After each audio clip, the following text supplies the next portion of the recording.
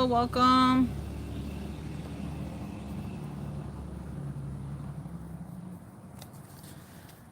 I'm a little early. I wanted to test out everything and make sure that you can hear me and that the video quality is okay because sometimes it'll get a little bit laggy. So if you can hear me okay and it doesn't look laggy, please let me know in the comments. If that happens, I have to end this and basically restart the whole thing over again. So if you can, just let me know. Can you hear me okay? And does the video quality look kind of laggy? Starting a little bit early, so I'm just going to give a couple minutes for other people to join because I was going to start at 5 p.m. Eastern time. But since I always have some kind of issues, thank you, Becky. Thank you for letting me know you can hear me. And it seems like my video quality is fine because even I can see it when it's lagging. So I guess we're good today. I've been late on the last couple classes because there's always been some kind of technical issues. But anyways, I'm a little early, like I said, so I'm just going to give people a couple more minutes. But anyways, how are you guys doing? It is the most gorgeous weather right now. I'm so happy. I'm literally in my garden nonstop. So how are you guys doing? How are your gardens coming along? Do you have any questions for me? How are your tomatoes doing? If you put a question in the comments, please let me know where you're located, state, and garden zone. That way I can better answer your questions. Today, the topic is planting brassicas and garlic and onions as well. October and November are pretty busy gardening months for me because it's like prime time. It's that perfect window to start planting a lot of these cool weather crops. And it's our little tiny chance of the year, especially if you're in the South where you have very mild climates like me here in Florida, or mild winters like me here in Florida. We just have a very small window to get this done. So October and November are very essential for certain crops, so I plan to go through all of that. But anyways, I guess let's get started. I waited a little bit. Just a couple reminders. If you're new here, my name is Jarabel. Jara, that's what everyone calls me, but my name is Jarabel. I teach people how to garden with emphasis on growing food. That's my passion. I've been gardening basically my whole life, and I just love sharing what I know. If you want to get future dates and times of my classes, the best way is if you join my email newsletter group, and I will be putting a link to that in the description of this live video after it uploads. So as soon as I'm done with this class today, it will immediately upload to the live section of my YouTube channel, and I'll fill out the description and put all the links and stuff and things I may have mentioned in the class so you can go find it. But that's the best way. I immediately alert everybody through my email newsletter when the next class is and the time and what the topic is about. So you guys are the first to know before I start trying to remind everybody all over social media. Hi, welcome. I actually lived in Texas for 3 years. I lived in Galveston, Texas, Zone 9B. So definitely a little bit warmer than where you're at, but very similar climate minus all the rain. That's the thing. Florida, the rain is like a huge factor. So it was a little bit easier for me to garden in Texas than here in Florida. But I am born and raised here in Florida. I came back home. I had to come back. So anyways, so yeah, join my email newsletter group so you get notified of any future classes. It's kind of random because it all depends on the weather and what I have going on in my garden. So this is live. I'm showing you what I'm actually doing in my garden in case you want to follow along with me. So like I said, after this class, this will upload right on my YouTube channel. So if you miss anything, you can rewatch it there. But I also send out a follow-up email to all the people in my email newsletter group to, again, summarizing any kind of resources, items I mentioned, whatever, so that you guys can go find it.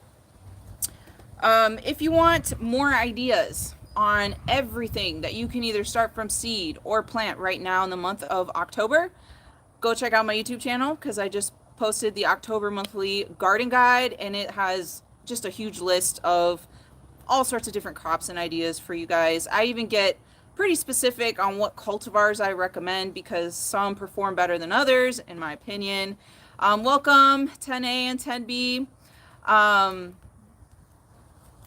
uh, Sorry, I have to click here to open the chat because it does not stay open on my end. So that's what I'm doing. But I see that you planted pumpkins a few months ago and it just set fruit. When will we harvest? It depends on the cultivar, how quickly it will mature from seed whenever you plant, or actually whenever you transplant it into your garden. So it just depends. I'm not really sure what kind of pumpkin you're growing, but you know it's ready for harvest. This works for all squash and pumpkins, like storage, winter pumpkins, stuff like that. Not zucchini, but for all like pumpkins, winter storage squashes like butternut squash, calabaza, stuff like that. You want to wait for the stem piece where that connects the pumpkin or the squash to the vine to get completely dried out. Okay, some people wait for like the rind to start turning color. I like the rind to be completely whatever the color should be at maturity, which usually happens when you wait for that stem piece to be completely dried out. That's the perfect time for harvesting. Then you know the sugar content and the flavor has all matured and developed inside of that pumpkin or squash as much as possible. Zucchini is different because you want to harvest it when it's still tender and young. So you cut those off when they're no more than like 7 inches long. So that's zucchini. But anyways, let me get back to finishing up with my introduction. It's 90 degrees today. We'll be in the 70s and end of week then back up. Same here, and I'm happy. It's still a relief from summer. I'm excited I seeded brassica with you and excited to learn tips so I can transplant tomorrow. Awesome. I'm going to show you guys exactly how to do that. How do I plant them? Because mine are ready too. Is it too late to plant yard long beans here in 8B? Yes. Yard long beans are a warm weather crop. If you're in 8B, I suggest you wait until your last spring frost date has passed to direct sow the seeds. So that's your window there. They don't like the cold. Okay. So anyways, yeah, so go check out my October monthly garden guide, and I'm in the process of doing the November one. I do one for every single month. So make sure you subscribe to my channel, that way you get notified of when I post, all those videos. And I have tons of videos coming out for all these crops that we're talking about today. I'm going to be planting strawberries, which I plan to go live for that too in a couple weeks whenever my bare root strawberries are delivered. And garlic. I have some elephant garlic, which I'm going to show you today, but like the actual soft neck, hard neck type garlics, I'll go live again and, go more into detail about those. And then I have the YouTube video tutorials based on those crops also in the works coming out as I plant them. So there's a lot going on, and, there's a lot for you guys to learn, so stick around. But last thing I just wanted to mention before we get into it is right now I'm having a huge sale on my website because I do sell seeds and plants. So if you want to grow anything that you see here in my garden or that I talk about, you could probably find seeds or plants for it on my website. It's 15% off everything, including the plants, which I never, usually when I do a sale, it's like on seeds. The plants are a little bit different, but this time I'm, I just put everything on sale. Before winter comes, I'd like to ship out everything, and it gets cold and there's storms and your plants could die in the mail. So right now is a good time to hurry up and order some plants if that's what you want to do. All right, you got your strawberry crowns already. That's awesome because it's really hard to find some right now. And Becky, you ordered your elephant garlic today, never grown it before. Well, you're going to be real happy with it, especially since you're in Florida, because it's very easy to grow. It's much easier to grow than regular soft neck and hard neck garlics. But actually this Friday, the YouTube video I try to post every Friday, once a week, that video is about planting elephant garlic. So it takes you from cultivar selection all the way to planting it and all that kind of stuff, and how to take care of the plants to grow the biggest bulbs possible. So that's coming out Friday, just in time for you. But I will touch it on the topic a little bit today. So that's just a reminder for this video. So let's get into it. I started this fall garden series way back in July because that's when I start sowing seeds for crops to be planted around this time of the year. So I think it was in August I did the live class where we direct sow seeds for brassicas together, like live, right? And those same plants that I sowed seeds back then are ready to go. They're the size that I prefer for transplanting into the garden, and I almost thought they weren't going to make it. They were kind of small for a long time, and then all of a sudden they really just took off. So I think it was the weather. I started bringing them outdoors to get that morning light and kind of that natural sunshine and warmth, and they really just kind of perked up really quickly. Previously, I had them inside under some grow lights and stuff, but I don't know.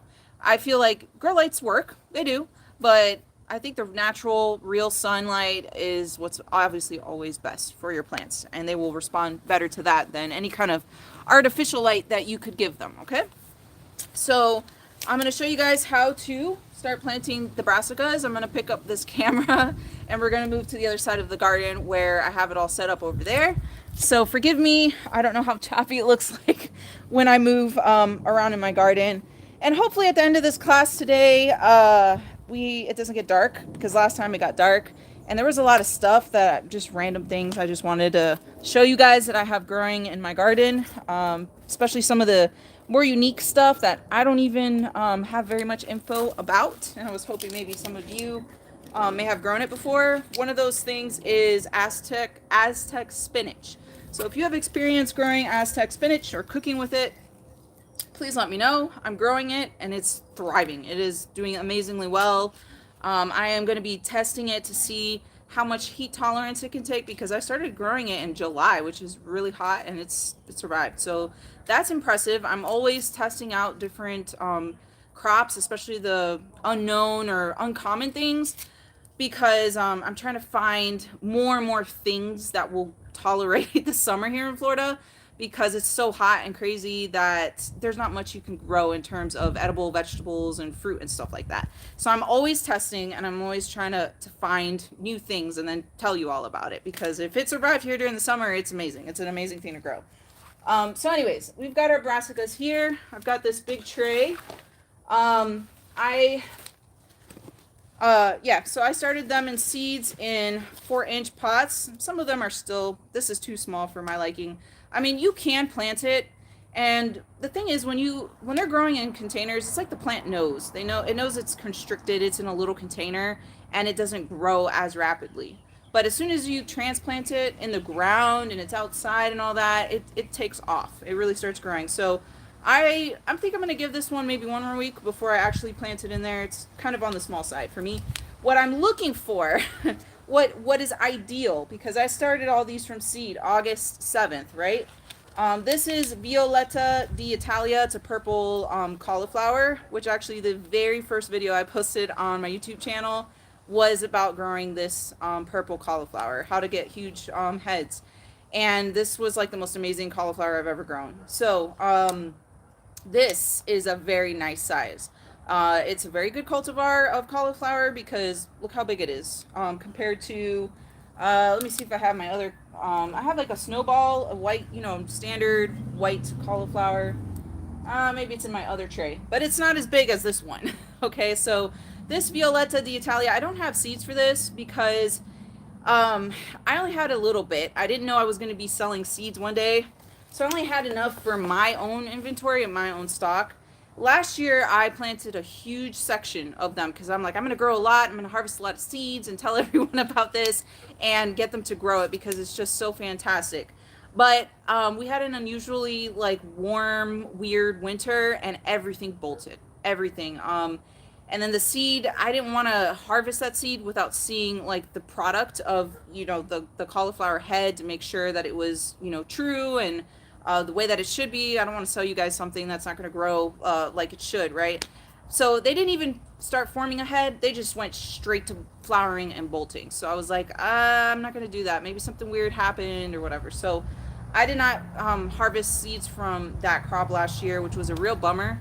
But hopefully I will this year. So anyways, I'm hoping it's going to be steadily cold, not too cold, but consistently temperate, because if it's temperate and nice weather like it is today for so long, and then all of a sudden you get a heat spike or heat wave, it messes with the plants, especially your cold weather stuff. They think they went through a winter and now it's springtime, so now it's time to bolt, if that makes sense. So everything bolted, all my brassicas and stuff, the majority of them just bolted.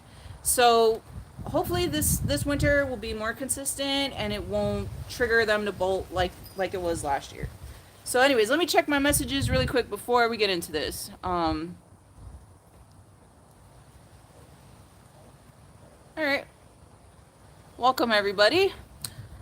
Okay, so cauliflower, cabbages, like the big heading type cabbages, and broccoli. The biggest challenge, like I was just saying, they bolt very easily, especially if you're in a mild winter. So the game plan with growing these is to fertilize them really well, get them to grow as big as possible. Big leaves, very thick stems, quickly, all right? Because our cold weather doesn't, stick around very long. By March, it's too hot. At least for me here in 9B, it's too hot. Everything is just dying off, bolting, whatever. So if you haven't harvested out your cauliflower, broccoli, all that stuff out by January, February, it's too late. Unless you're in zone 8 people, you have more time. You have a longer winter than I do, so you're okay for maybe another month or month and a half, something like that. But like for us people in zone 9, 10, that kind of thing, you got to grow these fast. Get them to be as big of the size of the plant as possible, as quickly as possible. The bigger, the thicker the stem, the bigger that head is going to be. And this purple cauliflower, again, it's called Violetta d'Italia. The heads that I got the one year that it was awesome were like the size of a basketball. It was insane. They were huge. The plants were huge. You can tell, again, if you're going to be getting a huge harvest, because if that stem is really thick, then those heads are going to be nice and big. So you need these plants to be big. The leaves, there needs to be a lot of leaves to grab, and harness the energy from the sun and all of that to push out and produce big heads of broccoli and cauliflower, right? So let me drop the camera a little bit so that you guys can see how I'm planting this in here. So this, the way that I'm planting this is the same for other brassicas too, like kale. I have some beautiful kale right here. I think this one is called Dazzling Blue that I'm trying out this year. Here's some kale. Same thing with kale. The only difference with kale though, obviously you're not growing it to harvest some huge head, so that's not so much of a concern. It's much easier to grow kale than it is broccoli and cauliflower in the warmer zones. You're just growing it to eat the leaves. So nitrogen is the main concern when it comes to growing kale, lettuces, bok choy, tatsoi, Swiss chard. I have this beautiful Bright Lights Swiss chard, which I have seeds for this on my website because it's awesome. Very beautiful, colorful. I like to pick the baby greens because it just has better flavor and add them to my salads. But yeah, all this stuff here, main concern is nitrogen.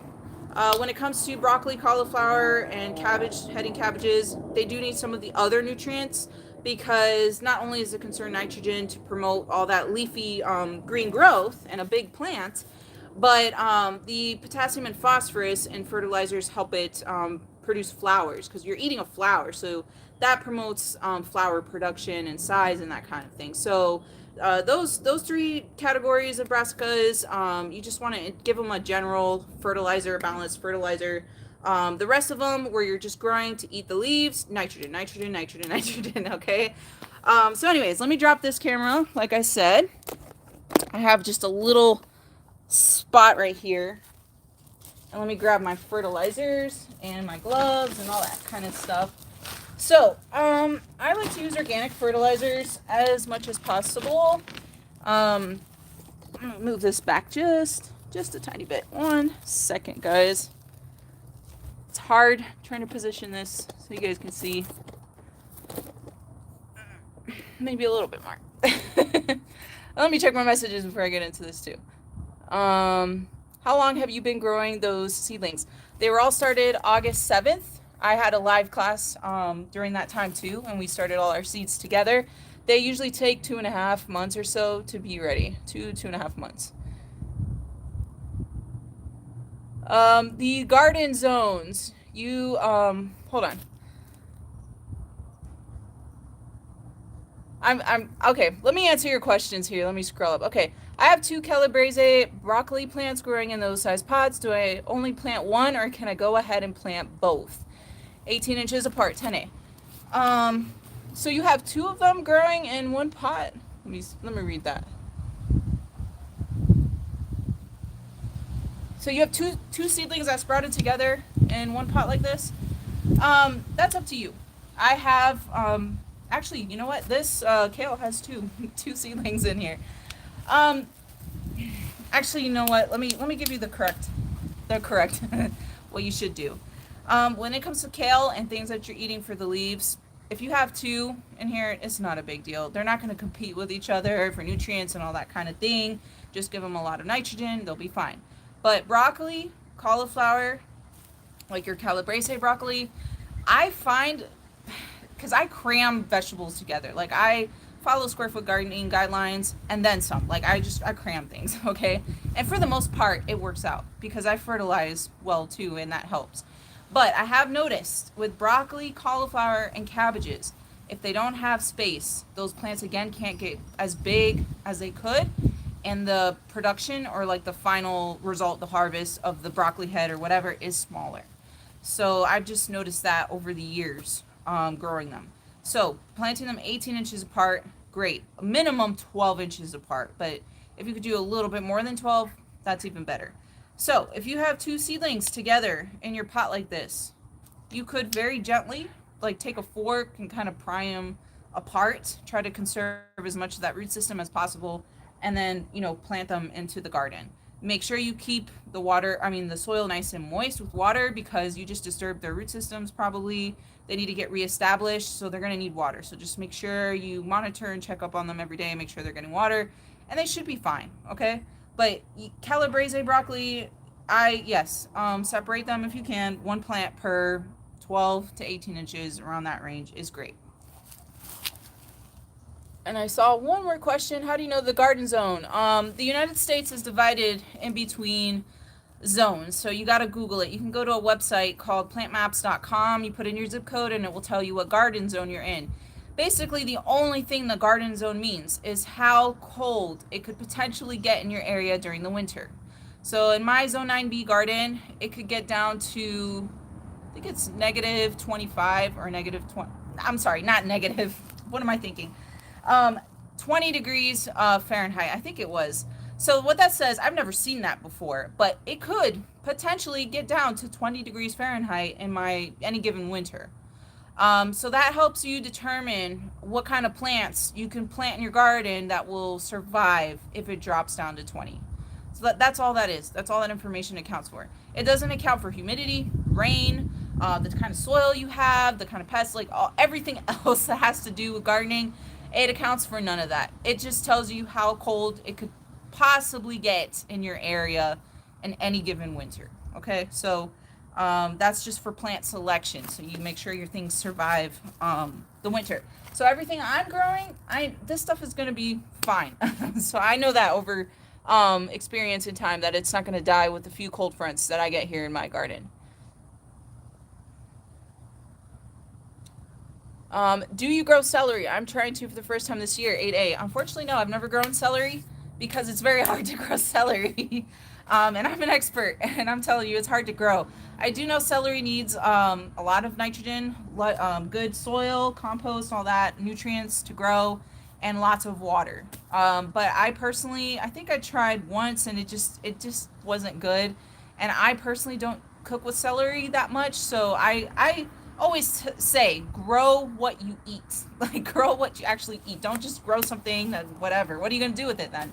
Grow what you eat. So my garden is full of the things that I like to eat, and celery just is not something I use that much, to be honest. But go you and do it. Just because something doesn't grow well for me doesn't mean it would grow well for you in your garden or even my neighbor's garden. Every single garden is different and has its own microclimate. That's why I personally never say something like, I don't recommend you grow, let's just as an example, black beauty zucchini because it sucks. No, black beauty zucchini may have sucked for me. It could have been my soil, it could have been whatever happened in my garden that year. But for the next gardener, it could grow amazingly well. So I never want to put down a cultivar. I will tell you if I think a cultivar is fantastic. Oh my gosh, it produced so much for me. It has a high heat tolerance and all that kind of stuff, or it tastes great. I'll definitely tell you guys about that. But for example, I have tried growing brandywine tomatoes every single year, and they never grow for me. I get one puny little tomato, and I've tried all the different cultivars of Brandywine, never grows for me here in my Florida garden. And I know there's other Florida gardeners that have grown it, and it's great. But I don't know what it is. Brandywine doesn't like me, I guess. But I'm never going to tell people don't ever grow Brandywine, okay? So anyways, let's get back to planting your brassicas, okay? So let me get that beautiful Violetta d'Italia. Now, like I said, the main goal is to get this to grow really fast. So plant them in a spot that gets full sun. It's winter, or it's fall time, it's more temperate, it's cooler. They need full sun. And the full sun during this time of the year isn't going to be as intense as like other times of the year, so they should be fine, okay? But they need full sun to, get that energy to output those big, huge heads of cauliflower or whatever, okay? Obviously, well composted down, soil high in organic matter. This is my soil, which is like unheard of here in Florida. It's black because we have native sandy soil. This is I've been living here for 7 years, and I've been wood chipping like every year, at least once a year. I get a huge load of wood chips, lay it down all over the place. This is 12, 15 inches of very heavily composted down wood chips over the years. This took a lot of work, but it's amazing, it's beautiful, and that's why my garden does so well. So nice organic, not organic, but soil that's high in organic matter. This holds on to water well, whereas sandy soil just drains out very, very quickly, and nutrients, right? Let me see your question here. I grew Brandywine. You got a beautiful tomato. I thought it was too hot. Oh, no. I grew it at the same time that I grow all of my other tomatoes, and it just it's never done well for me. I can do 2 crops of tomatoes per year, a fall crop and a spring crop. And I've tried growing it at both times. Because I have also noticed that some varieties, for whatever reason, don't like my fall time, but they do great during spring. Okay, I know that sounds crazy. An example of that is Black Beauty. I've grown Black Beauty for many, many years. Every time I grow it in the fall, it doesn't do good. I grow it in the spring. I plant them in January. Yes, I'm growing tomatoes in January here in my Florida garden. And it produces loads and loads and loads like nothing. So I don't know what that's about. It's just how it is, okay? So I don't know. I don't know what it is with Brandywine. That one I've tried so many times. I've tried Brandywine Yellow, Brandywine Black, regular Brandywine, Sutta strain of Brandywine, because everyone raves about it. And I'm sure it's an amazing, wonderful, delicious tomato. I'm sure. But I just don't have luck with it. So it is what it is. All right. So dig a hole. You're going to plant this at the same level, as your soil. Now, anytime that I'm transplanting something, no matter what it is, whatever crop, I always put some kind of fertilizer in the planting hole. You want to give that plant the best opportunity to get a good head start, get established, all of that. So, with the broccoli, cauliflower, and heading cabbages, you want to put something kind of all-purpose, balanced at this time. I have a bunch of Espoma tomato tone. This is an organic granular fertilizer. Because I grow a lot of tomatoes, so I always have tons of this. So I end up using this on everything else because I have so much. But you can use, whatever granular fertilizer you can find. You can use 10-10-10, whatever. It doesn't matter. Just something that has all 3 nutrients that will give your plant a head start. Now, if you have it, like I said, nitrogen is pretty important because that's going to foster plant growth and development and all of that pretty quickly. You want to grow these fast, grow fast and harvest them out. So if you have some blood meal, sprinkle some extra blood meal into that hole too. This is an organic product, and it's just high in nitrogen. So that's going to increase the nitrogen content a little bit more for the fertilizers and stuff that I'm putting in here. If you have an issue with nematodes in your garden, which I'm in Florida, it's an issue. It's an issue. I always suggest that you put a nice handful of crab meal into the planting holes as well, whatever crops that you're growing. Because crab meal is made out of chitin, if I'm saying that correctly, and that attracts beneficial nematodes. They like to eat chitin. So you're attracting the beneficial nematodes into your garden, and they eat the bad nematodes. So for any kind of crop that is super sensitive to nematodes, tomatoes, peppers, potatoes, all those kinds of things, I've got them on my cucumbers before, my squashes. Put, not so much on my brassicas, but it can happen. I think that's because we grow them during the fall, winter, and winter when it's cold, and the nematode activity just isn't as much as it is during the summer when it's hot. They like moist, sandy, and warm soil. Okay, which is Florida. Okay, which is Florida during the summer. So that's why I think I haven't really noticed it with the brassicas. Not that it can't happen. It's just the time of year I'm growing them. The nematodes just aren't as active. So if nematodes is an issue in your garden, put some of that crab meal into the planting hole. So I'm using organic fertilizers. You don't have to really measure anything out. When it's organic, you're not going to risk burning your plants. So just eyeball it, sprinkle some stuff in there. If you're using 10-10-10 or synthetic stuff, just be a little careful. You can burn your plants and overdose them with that stuff. So then you just take out your plant very gently here. This is perfect. This is the it's kind of falling apart a little bit, but this is the root system here. It hasn't got root bound yet or none of that. It's holding together for the most part. It's perfect time to transplant. Another way to tell if it's time to transplant is if you flip your pot over and you could see little roots coming out, or you can identify that the roots have hit the bottom of your pot. Gently lift your plant out and examine it. If it looks like what I just showed you, you can go ahead and transplant it. And then just, backfill with soil. One thing with the brassicas, all of them, even the kale and stuff like that, I forget the name of the disease. There's a disease that affects their roots and their stems, I believe. And that happens when the soil isn't compacted enough, which I know sounds really weird, but they need that soil to kind of be pressed down. Sorry guys, there's a loud car driving by right now. So with the brassicas, as soon as I plant them in here, I just pat it down around there, just make sure it's nice, steady, compacted down soil just a little bit. And then you want to mulch. If you have mulch it really well, because the soil is full of pathogens, all sorts, mold, funguses, all this stuff that will backsplash onto the leaves of your plants. So like with tomatoes and growing cucumbers and stuff, same thing can happen with your brassicas, all right? And one thing that I just noticed on this brassicas, I don't know if I have another one here, this cauliflower, there's a little white squiggly line on this plant. That's a leaf miner. Now you may have seen this. Actually, you know what? Let me show you. Let me show you what this leaf looks like. I see this all the time. People freak out when they see leaf miners. You see that white squiggly line? That's a leaf miner. I think it's a caterpillar, but it lives in between the layers of the leaves. So you can't kill this with sprays and stuff, because that just sits on the surface of the leaves. So it's hard to kill this little caterpillar or whatever it is that's in between the layers of the leaf. And people freak out when they see this. It's very common to see this on citrus and tomatoes. And you know what? It's just cosmetic damage for the most part.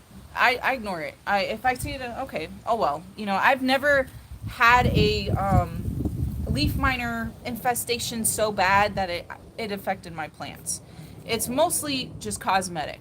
But one thing that I do, especially for my citrus or my fruit trees that get leaf miners really bad during the spring and stuff like that, is now that it's cooler, I start spraying with horticultural oil. So I'll coat all my citrus trees and whatever. Not the broccoli. That's not really a treatment you do on broccoli, but the citrus trees and stuff, I will spray with horticultural oil every 2 weeks or something like that, because that smothers out leaf miners. So during the winter, you're smothering them out, you're killing off their eggs and whatever larvae and stuff that might be present on your trees. So that way when spring comes around, there's a decreased population of leaf miners in your garden, if that makes sense. You probably will still always have them, but at least you can just decrease that population a little bit. Once the weather warms up, though, you can't spray with oil-based things. At least here in Florida, I have burned my plants with oil-based treatments and stuff like that, which is why I don't use neem in my garden. I'm not saying that neem doesn't work. It's just it's so hot here that it burns my plants, so it's not my preferred treatment method, I guess. So yeah, leaf miners, if you see it, don't worry about it, guys. Just leave it alone. I don't do anything about it, except for my citrus trees. Let me check, my, chat here. What's the best time to plant chayote? You're in Kissimmee. I grew up in Kissimmee. Chayote. Chayote is a warm weather crop, so I wouldn't plant it right now. I do grow chayote at my second garden in St. Cloud, so probably really close to you. It's a vining plant, and it produces, the chayote right on the vine. It's pretty cool to look at. It's a warm weather crop, so if I were you, I would wait for your first average spring frost date to pass, which for us, you're 9B like me, would be the second week of February. So as soon as that passes, go ahead and start planting it up, and you'll enjoy chayote for many months from there. I personally don't like eating chayote, but my aunt does, and my second garden is on her property, so I grew up for her. It makes her happy. So we planted our brassicas, and like I was, when I was answering the other person's question about brassicas, they need to be spaced minimum 12 inches apart. Try not to overcrowd it. If you can do 16, 18 inches, even better, because those plants, I swear, they sense if they're bumping into their neighbors, and they stay small. And you want them to grow as big as possible so that you harvest nice big heads, okay? Now, you planted them in. As far as care tips, if you start seeing leaves that looked munched on, trust me, you have worms. Like, you might not find them because a lot of worms are nocturnal, but they're there. Trust me, they're there. If you're in a garden zone where worms isn't such a bad problem, you can examine your plants and pick them off, put them in a bucket of soapy water, squish them, whatever you want to do, feed them to your chickens. Here in Florida, though, the worms are insane. I don't have... There's hundreds of them in my garden at all times, and there's no keeping up with hand picking them. So I like to spray with BT. If it's a particularly... BT stands for Bacillus thuringiensis. It's an organic spray. It's a bacteria spray that when you spray your plants, it coats them with this bacteria. The caterpillars munch on it, eating it, and it kills them, okay? It's very effective, and it doesn't last long in your garden. It washes off really quickly, that kind of thing. But it works. If your infestation is particularly bad, or you have something like hornworms, this is the first year I've ever seen tomato hornworms in my garden. I was like, oh my god, I can't believe it's happening. But if you get one of those things are monsters. Go with spinosad. Spinosad is not the same. It's not made out of like the bacteria like BT is, but it is another organic spray that's just a little bit more stronger, and it kills on contact. So not only do they ingest it and die, but it also kills any kind of soft-bodied insects that it comes into contact with. Try to use BT first. If it works for you, great. If things aren't going good, then switch to the spinosad.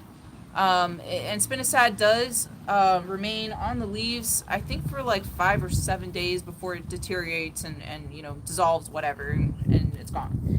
So it does last a little bit longer too. Very effective. But yeah, go with BT if you can first. So yeah, if you see any munches on your brassicas, trust me, the cabbage worms will come for them. Spray with BT. Some people put row covers. That's annoying in my opinion. If you can do it, great. Do that. It's all natural. You don't have to spray anything. Row covers basically block, I think it's a moth or something that lays its eggs, and they hatch into the larvae of those caterpillars that chew up your cauliflowers and stuff like that. I think it's a moth. So basically you're preventing that moth from landing on your plants and laying its eggs. But you got to be like perfect with putting those row covers, making sure they don't lift on one side and the moth will get in. Like, you got to be real good with that. And I'm not good like that. So that method is not going to work for someone like me that is just not good at being real on top and securing stuff like that. So anyways, just to give you all alternative ideas if that's what you want to do.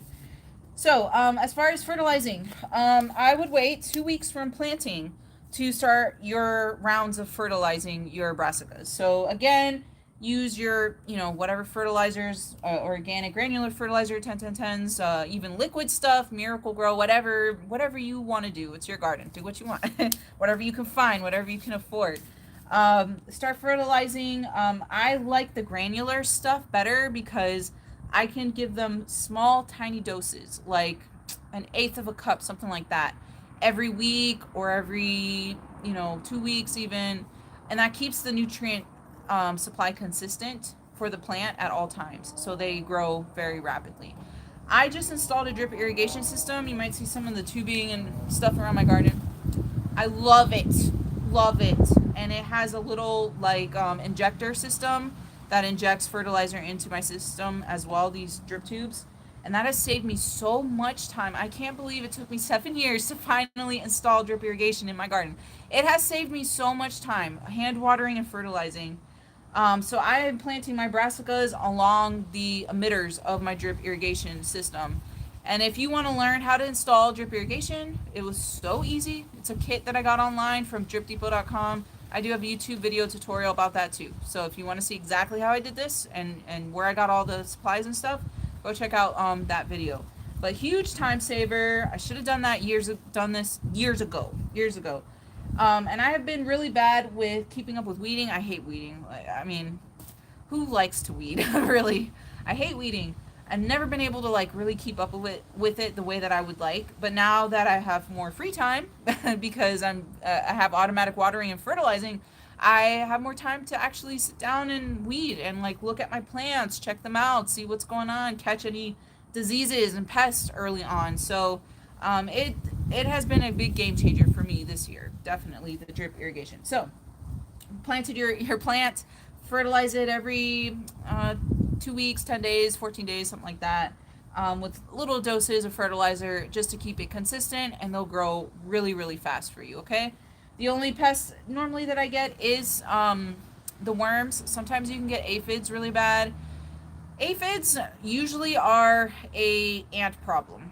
Check the ants first. See if there's ants in the area that are climbing up your plants and farming the aphids, because the aphids secrete a sweet substance that the ants like to eat. So the ants will like farm them and take care of them, protect them from predators and that kind of thing.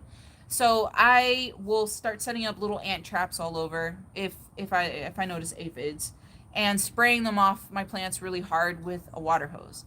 If the situation gets so bad that your plant is like infested with aphids, to the point where the leaves are like curling up because they're sucking so much juice out of it, stuff like that, then you should treat for it. You should use some kind of product. And in my experience, like what I do, I use organic insecticidal soap, and it kills soft body insects like aphids. So that's kind of like what I do. Aphids like to suck the juices out of your brassicas too.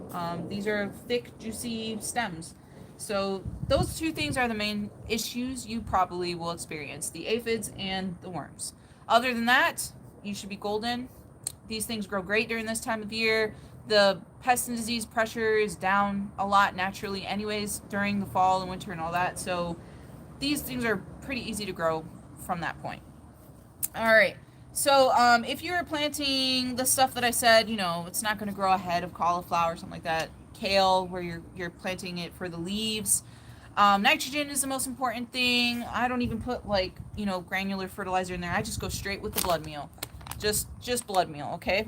So I sprinkle blood meal in the whole. Same thing with lettuces, tatsoi, the Swiss chard, all of that stuff. I noticed that blood meal just makes my plants, I don't know, super lush, leafy growth, and the color is real intense. If it's like tatsoi, it just gets real dark green and shiny, like just really beautiful plants. It makes you want to eat it all because they just look so good.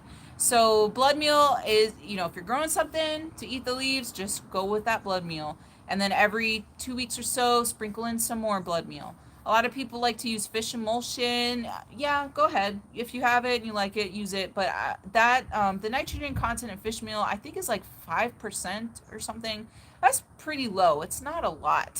So I personally don't like to use fish meal. Blood meal here, this one is 14% by weight nitrogen. So it's significantly higher than fish meal, okay? Not fish meal, fish emulsion. Fish emulsion, kelp meal, all that kind of stuff, seaweed, not kelp meal, sorry, the liquid forms of these things, the seaweed extract and that kind of thing. They're all, in my opinion, pretty low in nitrogen, but they make for great foliar fertilizers if that's what you're into, and adding into as an ingredient into like compost tea and that kind of stuff. So um, for those reasons, I would use them, but otherwise, not my preferred fertilizer for my crops and stuff like that. Oh, I'm sorry, I didn't notice I had more questions. Let me go through my questions real quick. Have you ever planted broccoli plants half that size and had success? Um, if you're in a colder climate like 8, I would say, yeah, sure. If your plant isn't this big, go ahead and plant it because you have a much longer winter period. However, zone 10, it's a challenge for me, and I'm zone 9, and you're in zone 10. You have even less time than I do to grow these things. Um, Again, it's going to depend on your cultivar. Is it a quick, early maturing cultivar broccoli, or is it one of those late season kind? So make sure you pick the ones that are heat tolerant and that are, quick maturing. So an example of a quick maturing, you know what, is Piracicaba, which I have seeds for that on my website. That one is amazing. Okay, that is my backup broccoli in case all my other brassicas and stuff fail for that season. And it will keep producing for me until May, when all the rest of my broccoli and stuff have died, like in March. Okay, so I don't know if you've started seeds already or what. If you haven't, or your plants are super tiny, get Piracicaba seeds because you can still plant that right now. You can direct sow Piracicaba seeds right now if you wanted to, because it will just live and survive for so long that you have plenty of time. But if you're planting, regular broccoli, regular cauliflower, you might be okay, you might not. I don't know. It depends on the cultivar. It depends on what our winter looks like this year. Is it going to actually be kind of cold? But you're in 10B. It barely gets cold at all where you're at. So that's a tricky question. Everyone else, I would say, yeah, sure, give it a try. But for you in 10, zone 10, or even 9 people at this point, if you have not started any kind of plants or nothing for broccoli, if you don't want to go buy transplants at a nursery right now, you can go buy transplants that are big enough. Then just get seeds for Piracicaba and direct sow seeds now, and you'll get some kind of a broccoli type thing. And in all honesty, it tastes like a blend of asparagus and broccoli. I love Piracicaba. I'm making a YouTube video dedicated to Piracicaba right now, as my season progresses and the plants are growing. So it's gonna be a while before I release it, but get some in the ground right now. You'll be fine with that one. Let me check out my other questions. Do you wait to see damage before? Yeah, I do. But I check my plants like every day. So, yeah, at the very first signs of damage, whatever it is, either pest or disease, as soon as you notice it, take care of it. All right. Each day that goes by, it's just going to get worse. So, I walk through my garden every day, kind of take a look, examine the leaves. If I notice damage, I immediately go get my stuff and spray. And that way too, as each day goes by, the problem's getting worse. The pests are multiplying, they're reproducing. You're going to have way more of them in your garden the next day, and which will require more sprays, more treatments to knock that population down. So the earlier you catch it and treat for it, just the better. Diseases, if you don't treat for it right away, they spread. They start populating and spread, and they spread to your whole garden. As soon as you see it, spray for it. I don't know if you guys are in Florida, but we had like 4 days in a row of rain. Like it was just raining all day, every day for 4 days last week. And my tomato plants were looking horrific. Okay, they were getting black lesions on their stems and stuff. The leaves were starting to turn yellow and get all black or whatever. When I see the black lesions on the stems, my first suggestion is that it's blight. It's some kind of a blight, which is a fungus. So you need to treat for the fungus with a fungicide, right? I sprayed my plants like every other day during all that rain with 1 cup of hydrogen peroxide per gallon of water, and they're green again. Like those black lesions, gone. All of it gone. They look clean, green, beautiful, healthy, but I was on top of it. I was spraying them. Like as soon as that rain would stop for a little bit or really early in the morning, I would come out and just disinfect, spray everything. And they're great. They're going to live and they're going to survive. I stopped that, spread of blight in my garden.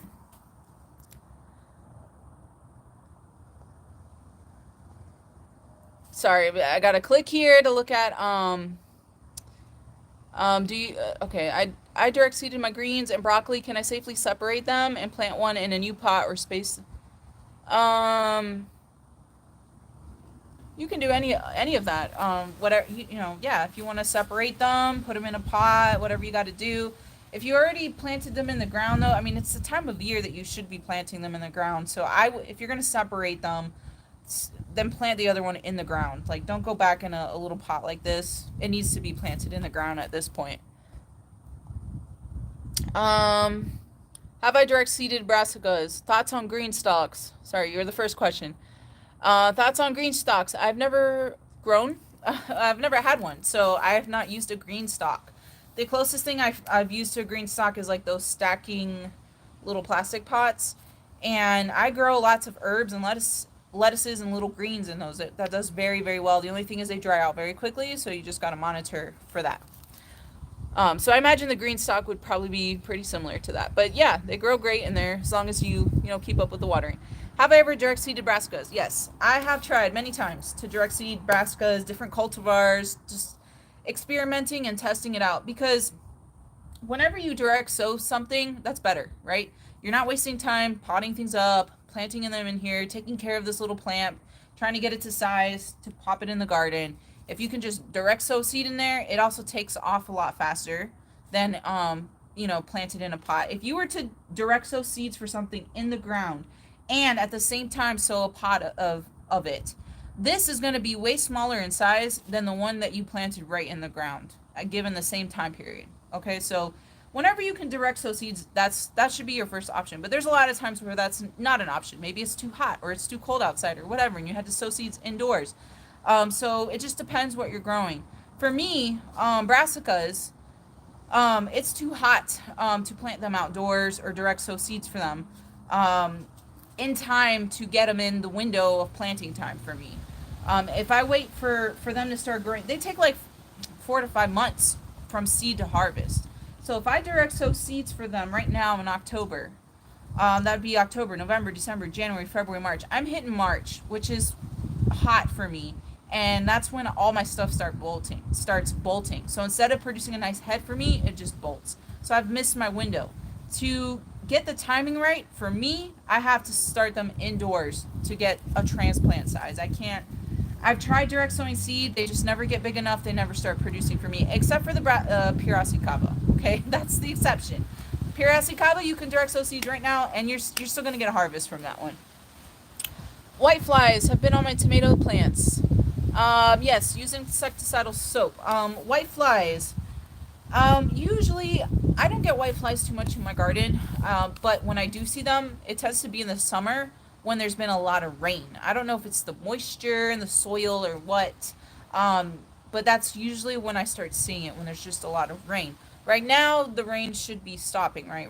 We're starting to go into the more drier time of the year, so they shouldn't be that much of a problem for you now. But if you do have it, insecticidal soap, I believe they're considered soft-bodied insects, so even something like spinosad would kill them on contact as well. But you got to make sure you get under those leaves, under the underside of the leaves, because that's where they all are, right? They're under those leaves. So that's the hard part about treating them. I believe white flies are, I don't know if sticky traps would work for them too, like those yellow card sticky traps that people use for gnats and stuff like that.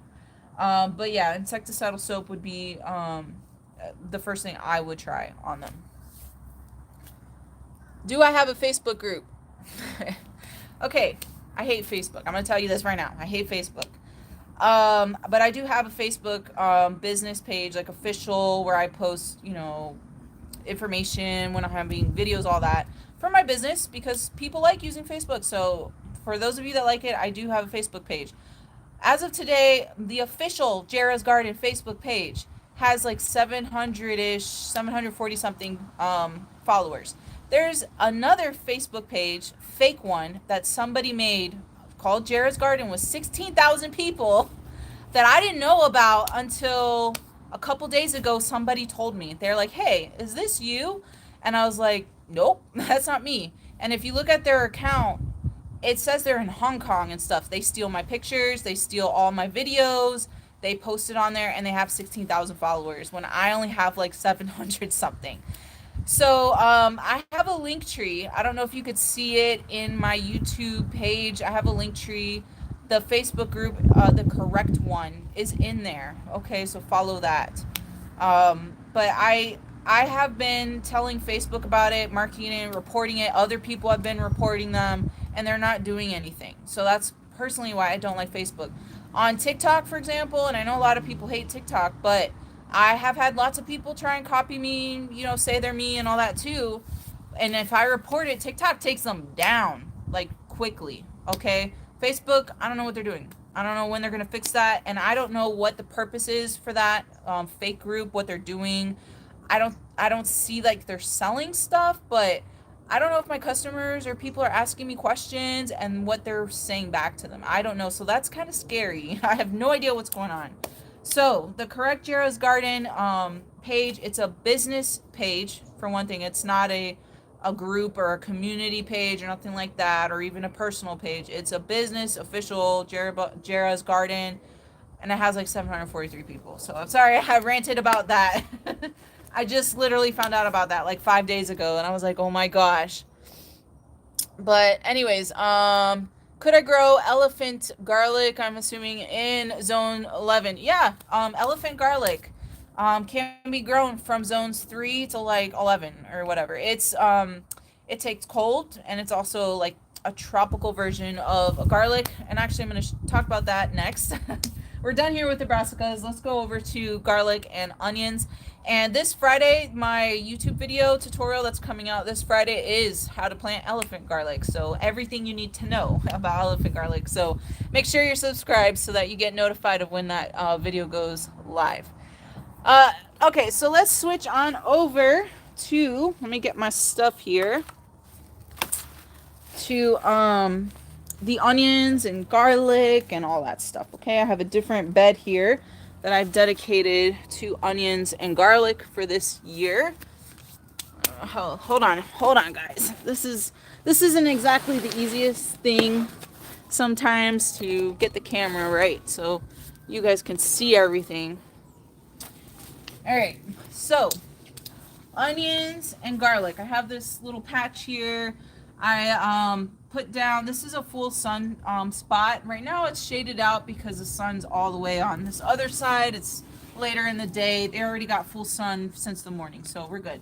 That's the number one thing. Well, there's another number one thing too when it comes to planting onions and garlic, but they need full sun. They need to harness that sun's energy to produce a big onion bulb or a big bulb of garlic. Okay, and what I'm talking about when it comes to the garlic is also the same for elephant garlic too. Okay, so if that's what you're growing, elephant garlic, same kind of growing guidelines. So they need full sun. They also need consistent water, because the root system of these type of crops, anything in the allium family basically, which also includes leeks, chives, can't think of anything else. I think that's it. Garlic and onions, right? Alliums. They all have shallow root systems, so the first couple inches of soil will dry out faster than the rest. So make sure you just monitor they get consistent water, they don't dry out. For example, onion bulbs are 90% water. That's how they get big and plump and all that, from water.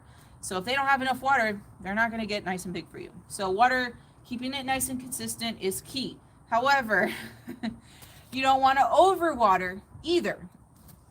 Onion bulbs and stuff like that are very susceptible to root rot and just rotting out the bulb if they get too much water. So if you notice the leaves are starting to turn yellow, it's probably too much water.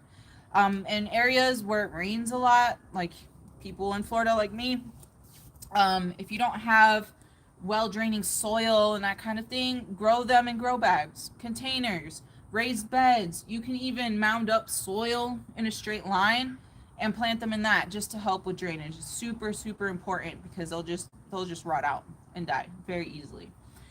Okay, so I started my onions from seed way back in July, because they literally take like 3 months to get to let me show you a different one. This one's better. This is red grano, and I do have seeds for all these on my website. Red grano here. This is perfect size for transplanting. This was started from seed on July 14th, so 3 months ago, almost on the dot. 3 months ago. So it takes 3 months for these things to be, you know, nice big transplant size. So obviously, if you haven't done it yet, you're too late to start them from seed at this point. But you can buy these transplants. There's lots of websites, nurseries, whatever, that sell little bundles of these, you know, little onion transplants together. I personally have bought before many times from a website called Dixondale Farms. I think they're based in Texas. But they sell little bundles like this. Last time I looked at the price, it was like, I think a bundle of 50 of them or something like that for like 16 bucks. So it's not expensive, in my opinion. If you missed your chance to start them from seed, go purchase some of these bundles. So onions, you can grow them from seed, from little transplants like this, or these little onion bulb sets. I do not recommend you get the onion bulb sets.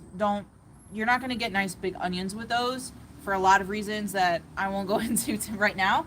But I always recommend you start them from seed, or you get these little transplants. The only time I recommend that you grow them from those little tiny little bulb sets is if you are in a cold climate and you have a very small growing season for onions, because the little bulb sets will mature and be ready for harvest faster than growing it from seed or transplants. But that's the only time I recommend that, okay? So yeah, if you started them from seed, you can start a whole bunch of them really densely. This is a 4-inch pot right here. And I am also releasing a YouTube video tutorial. I think it'll be in 3 Fridays from now. I'm sorry. Because this Friday is going to be the one about elephant garlic. Hold on, let me fix this camera a little bit. This Friday, the tutorial is going to be about elephant garlic. And then the next Friday, I think, is the new month. So I have to do the November garden guide. And then after that, I'll probably do the onion tutorial. And let me just check my messages since I'm here. I added irrigation to my tower garden and it helped with the water issue. My strawberries are doing great. That's awesome. That definitely is a solution. If you're growing in towers and stuff like that, to put some kind of irrigation in there and keep that water supply consistent.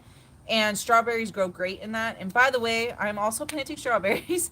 My crowns have not arrived yet. I'm not really sure when they will arrive. I think it'll be like in November. But I am planting them not in towers, but in these like grow bags with holes all over it. And I'm hanging that from, let me show you. I think this is genius if it works out. Anyways, I've shown this many times before, this trellis that I make. This is a electrical conduit pipe, PVC on top of a T-post. So I have one of these built, not with this mesh thing, one of these built, and I'm going to hang the strawberry grow bags off from that. And the reason why I'm doing that is because lots of pests love to eat strawberries. And by picking them up from the ground, you're preventing those pests from getting on them. Like slugs, caterpillars, all that kind of stuff. So I think that's going to work, but I was already like, you know I have to keep that water consistent because strawberries need a lot of water and nitrogen and fertilizer and all that too. So I just got to make sure I stay on top of that. But the idea of putting irrigation in there, I don't know if I could actually, but I'll think about it. I'll see how I can do that. But anyways, strawberries, that'll be more in November when I start planting that. So I'll have a video for that probably in November. But yeah, so this Friday will be elephant garlic tutorial posted on my YouTube channel. The next Friday will be the November garden guide probably. And then after that will be the onion growing guide. So even though it's too late for you to start them from seed, you can still plant them from transplant. So you can still do that. You have plenty of time to do that between October and November. And that's the same for all these crops, potatoes, strawberries, garlic, onions. You can plant them starting in October with the last chance, I would say personally, being November. If you're in these southern parts of the United States, zones 8 and up, to make sure that you plant these stuff so they grow during the coolest part of our year. So you still have time. Do I trim my onions? No, I do not. I don't trim my onions at all. I let them be. And I don't recommend you trim onions unless the leaves are severely damaged or something like that. because the number one reason why you would get a nice big onion bulb is the leaves. The more leaves you have, the more the plant is able to harness the energy from the sun to make a big bulb. The sun and, well, the leaves, okay? So full sun and lots of nitrogen, like just nitrogen. You just need to worry about nitrogen. I don't know if you guys can hear that. Somebody's, I don't know, motorcycle or something. But yeah, so I don't cut or trim my onions at all. I want them to have as many leaves as possible to grow a big onion bulb, okay? So yeah, so when you buy transplants, there'll be a little bundle. It looks like this. When you sow seeds, you sow them densely. So I literally just put a whole bunch of seeds in here. I did not thin them out because these don't go through transplant shock like other vegetables and plants do when you disturb their root system. You just pick all of these apart. Trust me. I mean, try to conserve as much of the root system as you can, but you just pick them apart and then you lay them out and plant them. Kind of waiting for that vehicle to leave, whatever it is. I have a drip irrigation in my garden, like I said. I have different sizes of like flat drip tape. I have some with emitters every 12 inches. I have some with emitters every 8 or 6 inches for onions, garlic, leeks. You're gonna plant them like 4 to 6 inches apart. That way each bulb and whatever has its space to expand and grow nice and big. The smallest size emitters I have are 6 inches apart, so fine, that's what I went with. I put down my flat drip tape and I planted one of these little onion transplants every 6 inches right underneath a emitter. If you need to separate them, I just pop them out of the container they're in, and I put this like in a bucket or something with water to soften all this soil up, and then they very easily just start, you could just pick them apart. Okay, so that's how you just get them apart. Let me see if I can show you guys here the soil a little bit, or where to plant these. All right, so after you get your transplants, separate them out, all of that kind of thing. I personally, man, these cars are loud today.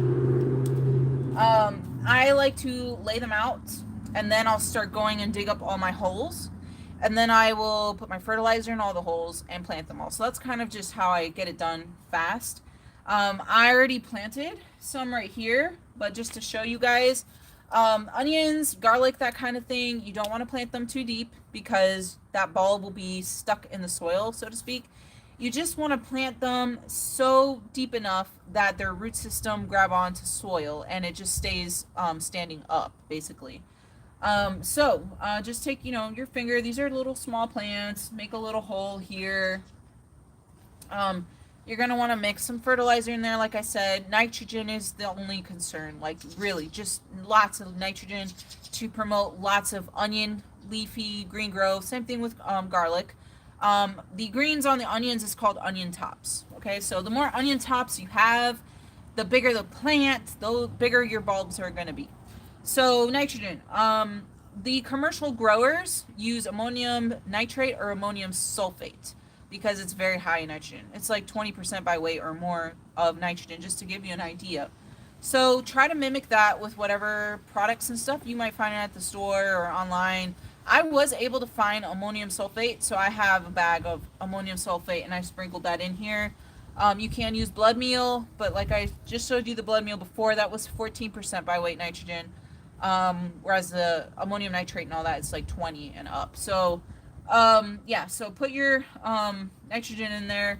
Now, I'm not saying like if you use the organic stuff, like this Espoma brand stuff. Get it over here. What is this? This is 4% nitrogen by weight. It's very low. And that's usually the organic stuff you're going to see 4-5% by weight, something like that of nitrogen.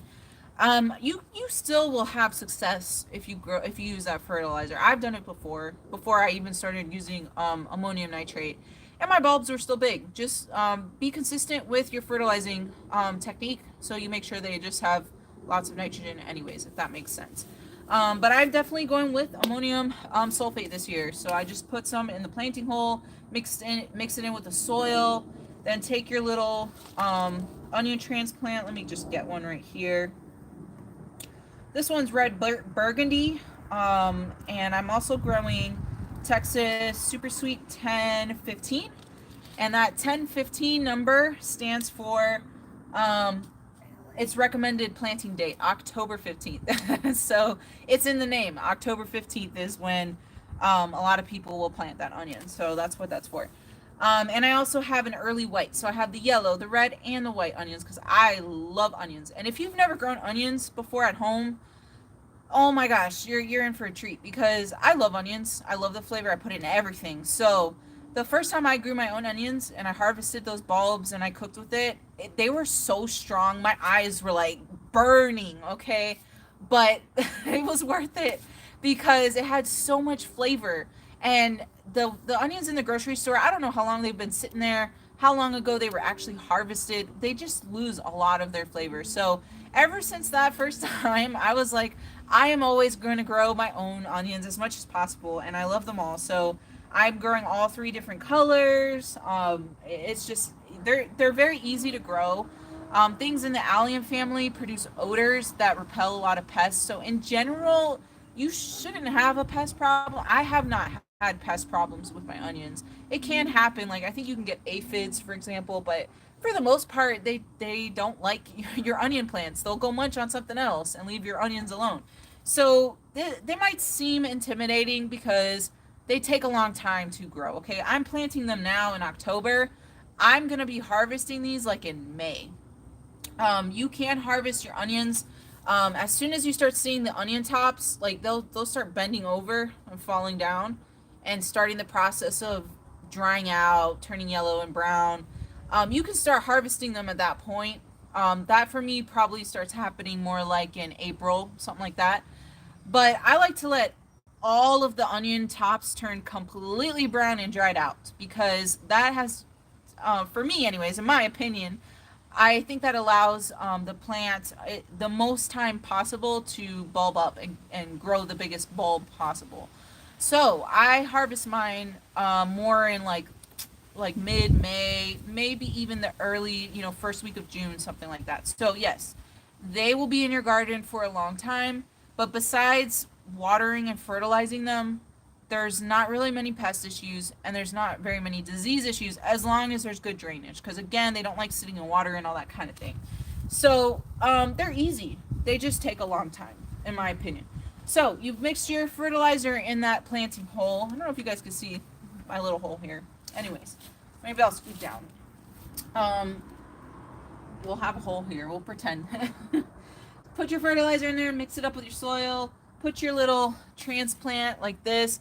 This is the other thing about growing your own is this has a nice little root system attached to it. When you buy them from, Dixondale Farms and whatever, they trim off the roots. They cut them off. So, I mean, they still grow. I still got huge onions. But, obviously the more roots you have, the better for your plant. So I get to conserve my roots by growing them myself. So put it in the soil here. Again, not too deep. You just want to put enough soil there that the plant grabs on and stays up. It doesn't fall over the little transplant, right? And that's it. So, keep it well watered. Check up on your plants. They might look at the beginning like they're struggling a little bit. These couple here, I planted, I think just a few days ago. And they looked like they were struggling maybe a little bit the first couple days, but they're perking up. Like I can see, they're putting on new growth. At week, I think it's 2 or 3 weeks from transplanting them in the garden, you're going to start your fertilizer regimen. Nitrogen, every single week. And you're going to stop when you hit the 5 months mark from transplanting in your garden because you're getting closer to harvest time and you don't fertilize them anymore at that point. Okay, so you just stop. So besides that, pretty easy to grow. So that's onions for you. Let's talk about garlic, which is again part of the onion family.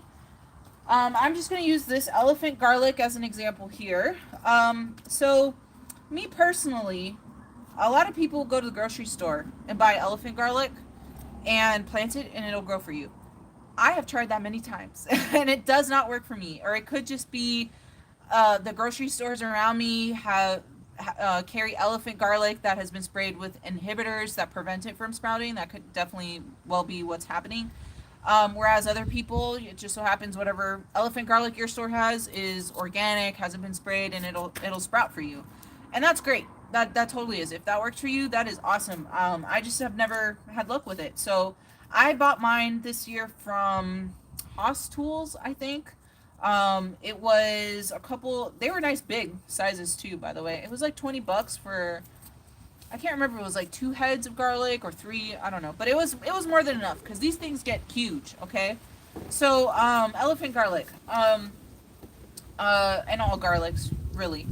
If you are in the South, you need to plant soft neck garlic varieties. The issue, a lot of people will say it's impossible to grow garlic, especially in Florida or something like that, because we barely get a winter. And that's not true. This is the thing. Okay, so garlic is triggered to start its bulbing process based on being exposed to cold weather, cold temperatures. Kind of like how fruit trees need a certain amount of cold chill hours. Same thing with garlic. So we don't get, it just doesn't get that cold here. They don't get the amount of time of cold required to trigger the bulbing process. So to trick them, so to speak, a lot of people will vernalize their garlic, which is like cold stratification or something like that. You just pop them in the fridge before you plant them for like 6 to 8 weeks, so that they get tricked into thinking they had a winter, and then you plant them. With elephant garlic, you don't need to do that because it grows anyways. You don't have to vernalize elephant garlic. So elephant garlic is easier to grow, especially in warmer climates, because of that. It doesn't require as much cold chill hours, so to speak, as hardneck or softneck garlics to bulb up. All right, but there's pros and cons. Elephant garlic is a much bigger plant than regular garlic, but that's okay. I have plenty of space here. It also has a little bit more mild flavor. So, if you're looking for a really intense garlicky flavor, you're not going to get it like that with elephant garlic. But this is still great, in my opinion. It still tastes wonderful, and I enjoy it. So, and the other thing, too, it doesn't store as long as regular garlics. So just make sure you use it up sooner, so to speak, than your other garlics. Let me just check my messages here really quick, see if any of you have been asking me questions. I wish this would just stay up on YouTube, but it doesn't.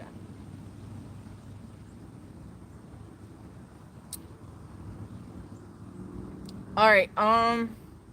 Is it okay that I purchased Back to the Roots potting mix to plant in grow bags?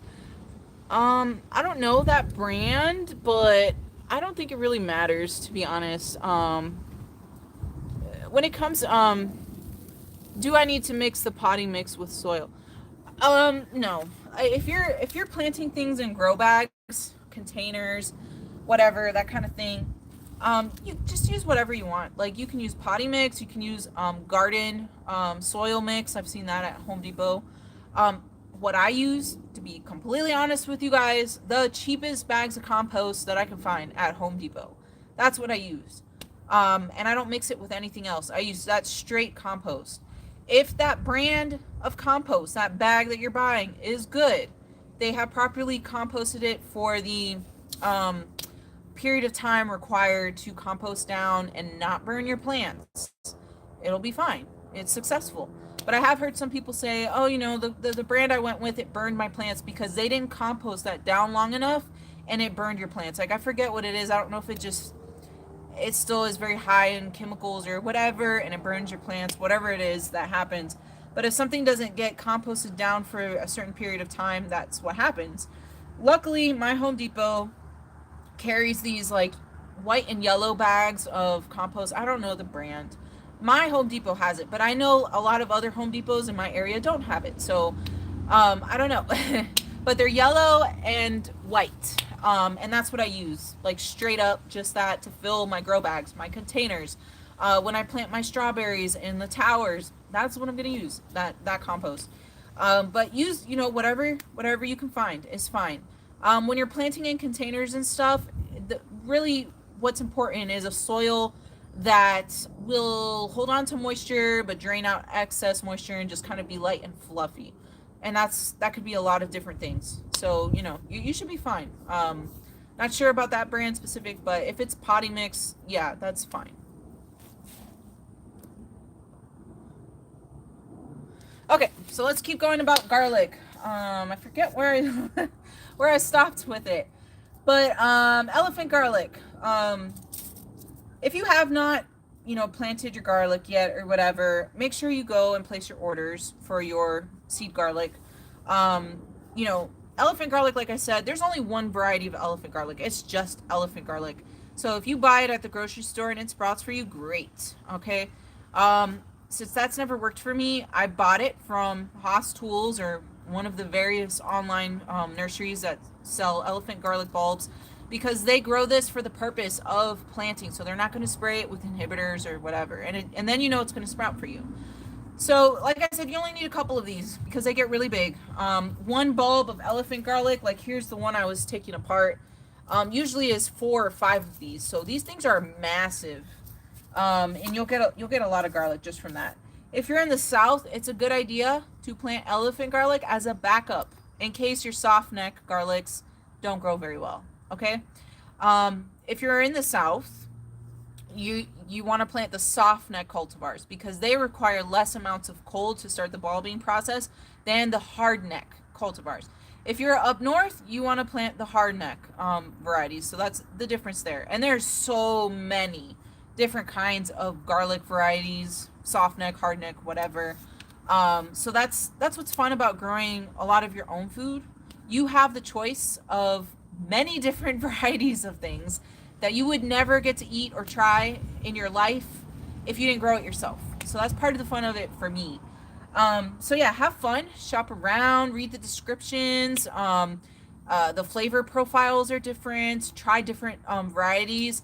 I ordered my garlic, soft neck garlic, from a company. They're called Practical Plants in Florida. It's a Florida-based nursery, local little backyard nursery person like me.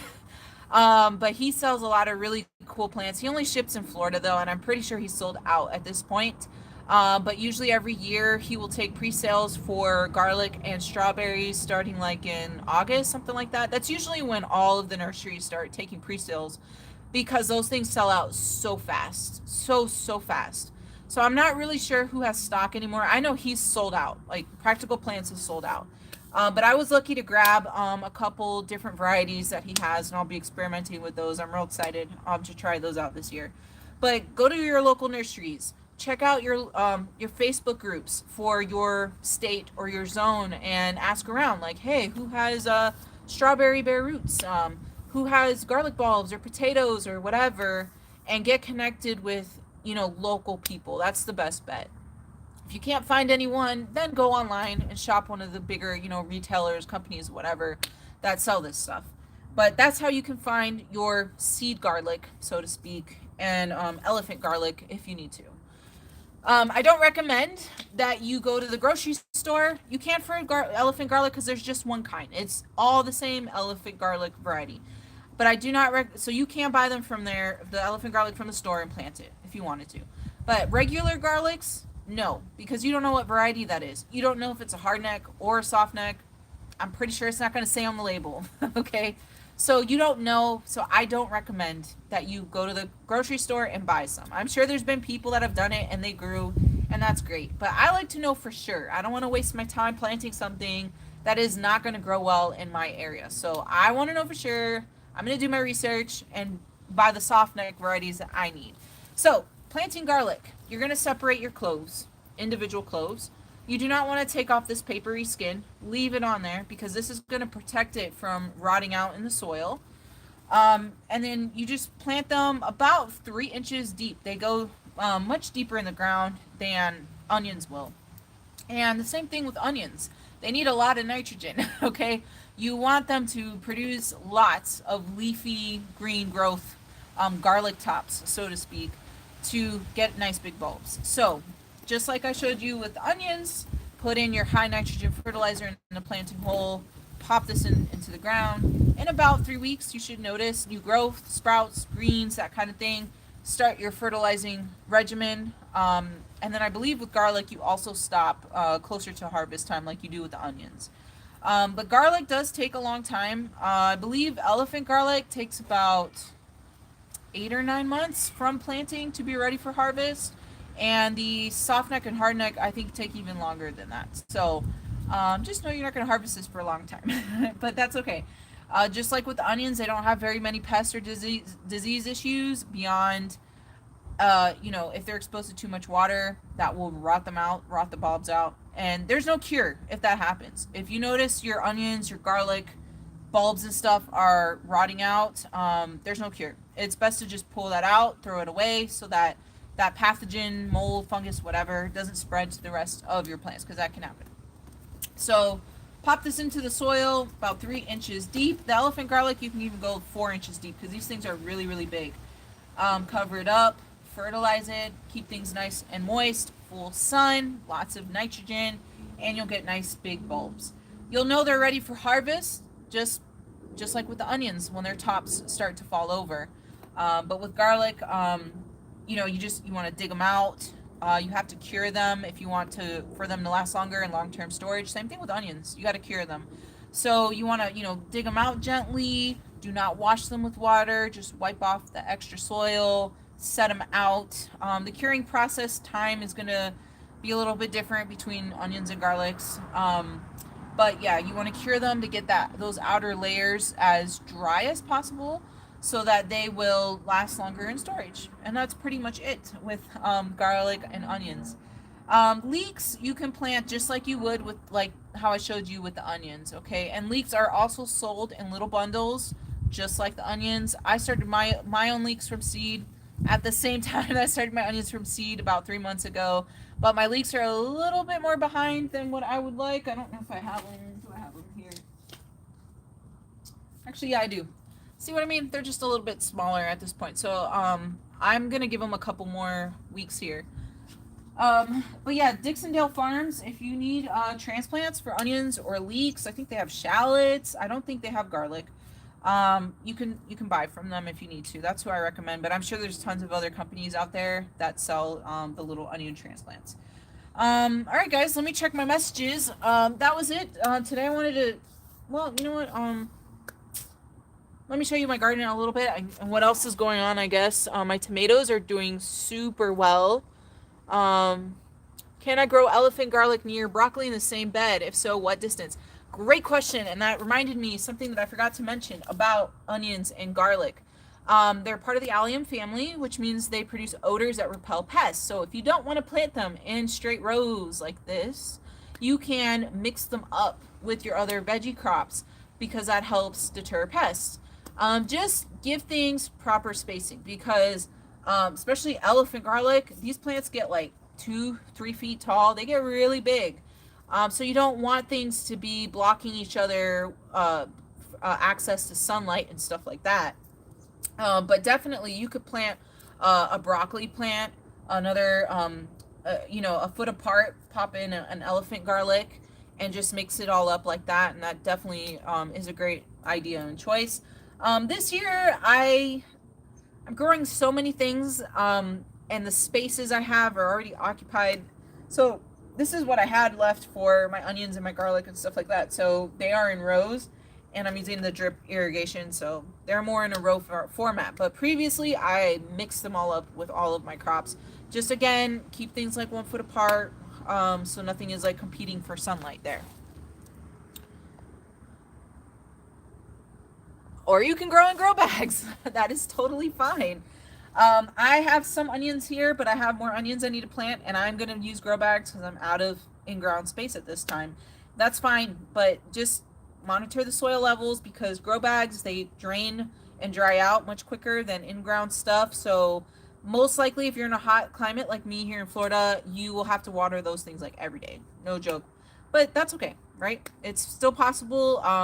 I actually really, really like grow bags for anything that is sensitive to root rot because of soil moisture being too high, like herbs. onions and that, because again, that soil does dry very quickly, so it just helps me kind of control it a little bit better, and they grow much better in grow bags. I purchased turmeric from you and they were beautiful when they arrived. I planted in pots and they fell over. What did I do wrong? Maybe too much water. Are they still alive? Did the leaves just fall over? Because I'll tell you, like, I have my turmeric plants in grow bags. So I grow anything like ginger with a rhizome, gingers, shampoo ginger, and turmeric in grow bags because they grow very big, massive underground rhizomes and they spread everywhere, especially here in Florida. So I grow them in grow bags to control them. And they grow very tall leaves. Okay, my turmeric plants, their leaves are like 3 to 4 feet. They're very tall and they do have a tendency to just like fall over because they just get so heavy. And they're in bags, so they're not like up against a wall or something giving them support, and they just kind of fall over. Or if we have a bad rainstorm and there's a lot of wind, they'll fall over. But they're not dead. They just fell over. So you can prop them back up if you want to, however you want to. Mine, I just left them. They're still growing. They're there. They're fine. But all right. If it's too much water, the leaves would start turning yellow. So if not, they're fine. It's just they're getting like top heavy. All right, guys. So that wraps it up for today. Just the main topics that I had. I can give you a little look around my garden. My tomatoes are doing amazing. Like, I want to say this is the best tomato season I've had yet, which says a lot. Everything's flowering, everything's producing. Do I grow blueberries? I used to, and I yanked them out. I yanked them out because blueberries, can you tell me where you're located for one thing? Blueberries, they need acidic soil. If they don't have acidic soil, their roots cannot uptake nutrients and the plants just slowly just die. They just never look good and they finally just die. And here in Florida, our soils are on the basic side. Like, I've tested it. It's like 7.5, something like that. Blueberries like acidic soil, like down to 5, like the 5s range. So trying to get soil to come down in pH to make my blueberries happy was extremely difficult. The professional blueberry farms and all that, Zone 9, South Louisiana. Okay, you're good. Your situation is going to be like me. The commercial blueberry farms, we have lots of them here in Florida, by the way, lots of blueberry farms. They, for the most part, most of them will grow their blueberries in containers, bags, whatever. Most of the time I see really thick, like black containers, because they mix their own acidic soil mix. I've been told it's usually like half fine pine bark mulch, like the really fine one, not the thicker pieces of it, the very fine pine bark mulch. Excuse me. Half of that with half peat moss. Mix it together because that's a very acidic type of soil. Or buy the bags of soil that is like for berries. They'll say like acidic soil mix or something like that, or just make your own, like I said.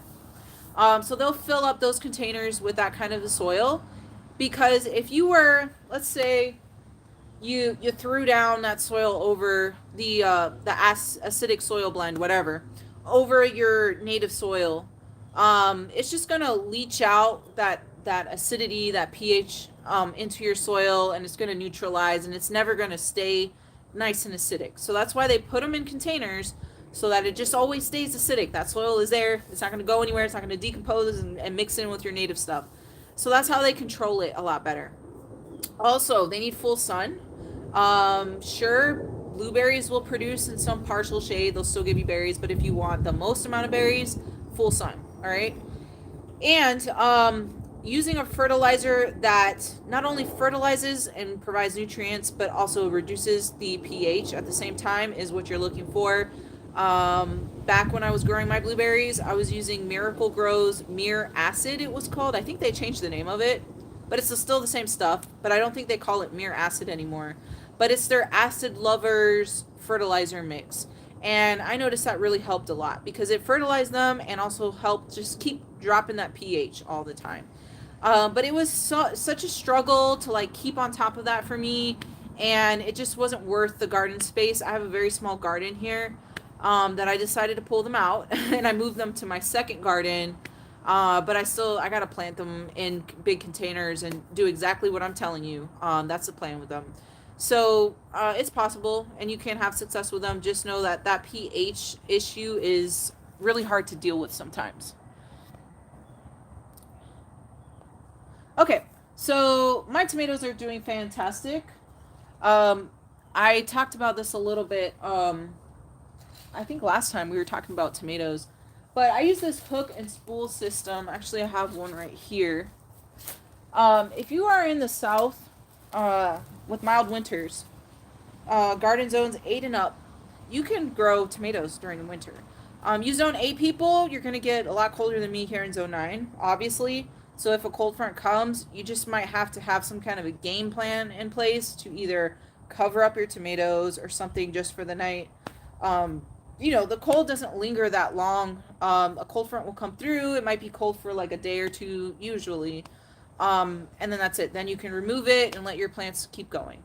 I will tell you, in my garden, I don't like to cover anything because I'm too lazy. And I don't want to put in all the work to cover my plants for one night because literally it might get that cold like 3 nights out of my entire winter.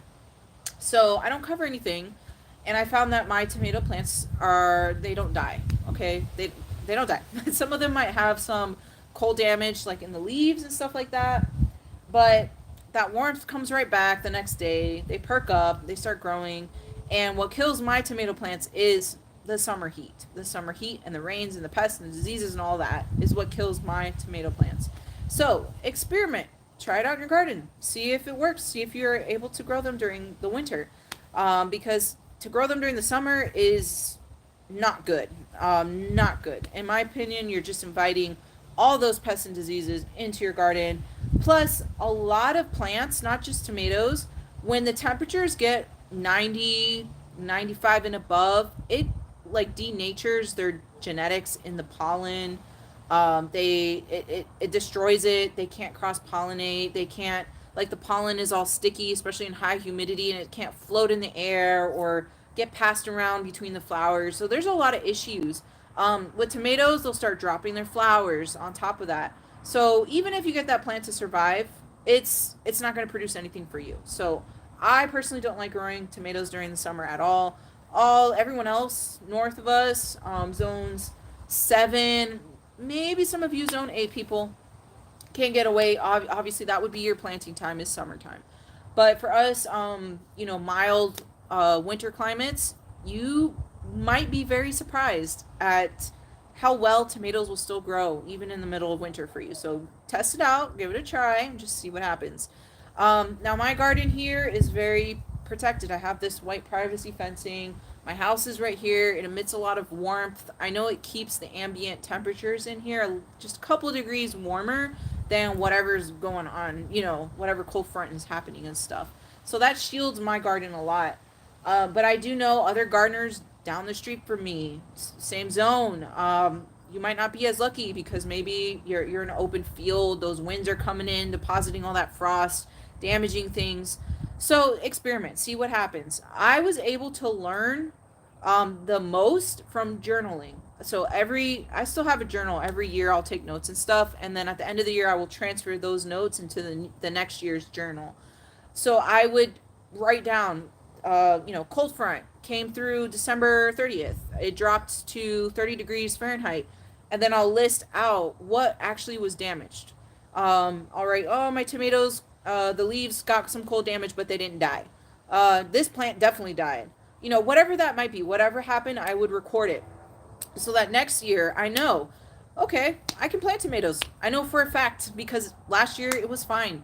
I cannot plant peppers, just as an example, because they definitely die when a cold front came through.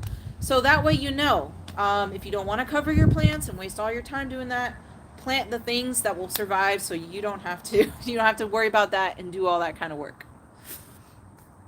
My tomatoes are looking amazing. I also used a similar trellis system. I used the hooks. My super sweet 100s are loaded up. Can't wait for them to ripen. Awesome. I hope I will be harvesting within the next maybe 3 weeks. And shockingly, I have all sorts of different varieties here. Shockingly, I am shocked. This is the first year I'm growing black seaman. It's a determinate tomato, and it's a beefsteak tomato. It is the first one to start producing on top, even beat the cherries, everything. Everything. It is super early producing. Those plants are loaded. I mean, that could be also attributed to the fact that it's a determinate, because determinates are, they produce their fruit earlier than indeterminates. But it beat the cherries on top of that. Cherries are going to start producing before all the rest. So I am super impressed by that cultivar, okay? I'm looking to getting something to cover them up, going deep into the winter. Um, okay. Research. Get ideas.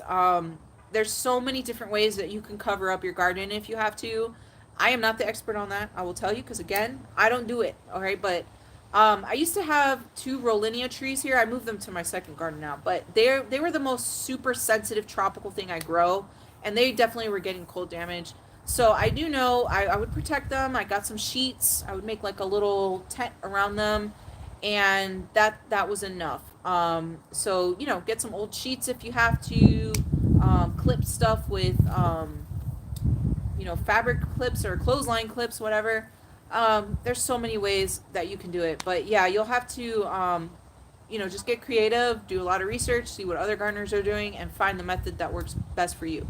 What can help with iguanas not getting into my garden? I'm sorry. You need to move. That's what I suggest to you. I am in Central Florida. We do not have iguanas here, but I go to Miami all the time. I see your iguanas. I don't know how you guys do it. On top of everything else, squirrels, raccoons, whatever. You guys have iguanas on top of that, and those things will eat your entire garden. So the only solution for you is either one, move, come up to Orlando where I'm at, or you're gonna have to enclose your garden. Like you put fencing around. I don't know, but you're gonna have to enclose the whole thing. If you get rabbits, if you get deer, if you get you're gonna have to enclose your garden and keep those critters out. Like that's the only thing you can do. I'm sorry that is your situation, because those iguanas are insane. Okay, for all of you that don't live in Florida, these are Florida problems. We are the Australia of the United States. Like if you can successfully garden in Florida, you have a skill set, a really good gardening skill set, because there's so many challenges here in Florida. Uh, where is that a pest? Oh, Miami. Yeah. The iguanas are in South Florida, because over there it's much warmer than the rest of the state, and yeah, they need warm climates. But they're huge. Okay, they're no joke. They're huge. They're little beasts, and they're mean. Okay, they'll hiss at you and all kinds of stuff. So, I'm sorry. I'm sorry for you people in Miami that deal with that on top of everything else. So, the only thing I've ever heard is enclosing your garden. I've never seen or heard anyone say like a spray helped deter the iguanas or something like that. If anyone here knows, please chime in and let us know, because I don't know. I don't know if there's anything that would deter them. But anyways, back to the tomatoes. Um, yeah, I'm using a hook and spool system. I love it. I started using this last year, and I don't think I'll ever go back to anything else I was using before. My dog kills them, but then my dog gets in my garden. Oh, your dog also gets in your garden? That's why I don't have dogs. And I love dogs. I'm a dog person, but I just know they'll dig up my garden and stuff, and I can't have it. So I just don't have dogs. But it's funny you said that, because in my head I was like, I wonder if cats fight the iguanas. Probably not. I could see the iguanas fighting them back.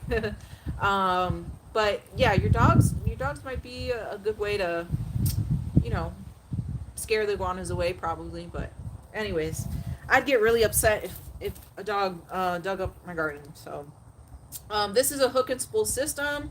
I have a wire that goes over the top here of my T-post. This clips on there, and I get these from Amazon. When I send the email after this, I will have a resource list, and I will put the link to these things because these are awesome, and I haven't seen them anywhere else. So Amazon, you get this hook and spool, then you get some tomato clips. They're these little, plastic clips here. You attach it to the bottom of the string, and you clip this at the base of your tomato plant. And then as your tomato grows, you wrap the main stem around this. This is only useful if you plan on growing your tomatoes in a 1 or 2 main leader system, okay? And I have tons of videos about pruning tomatoes and the system. I have a 3 steps to pruning indeterminate tomatoes tutorial that shows you all of this too. So this is what I use. It's working great.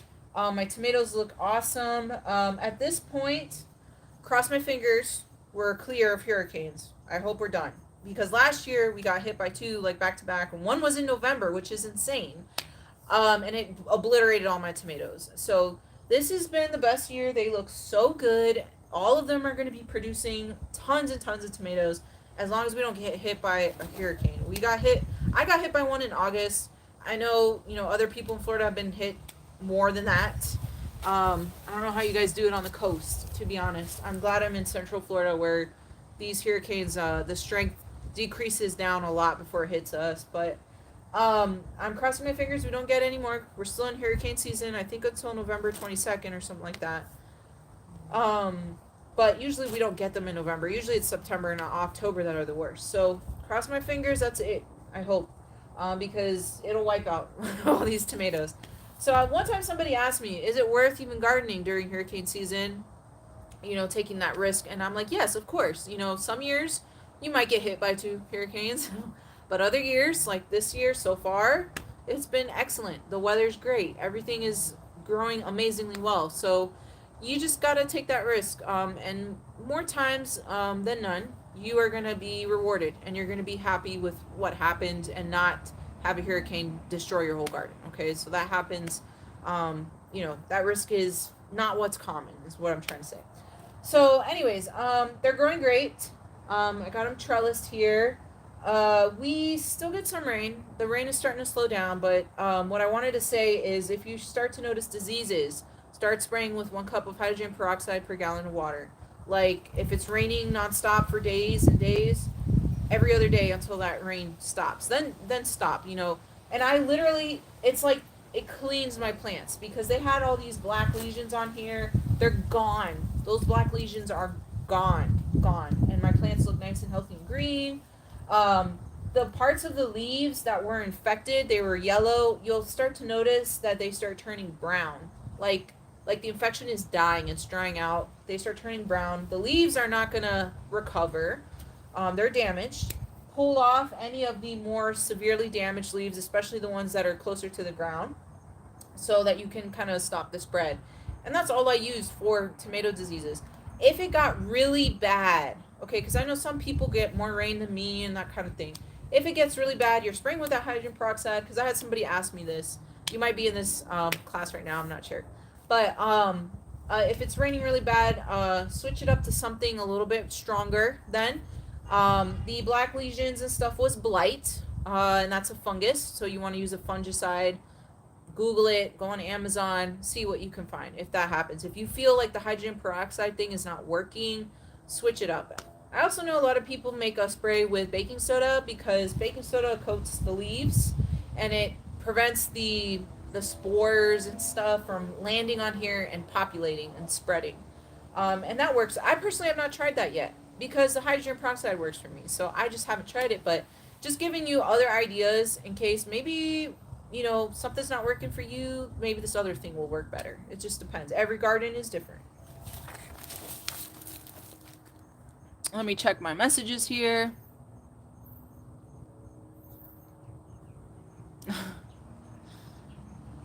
November 30th, man, even longer than what I thought.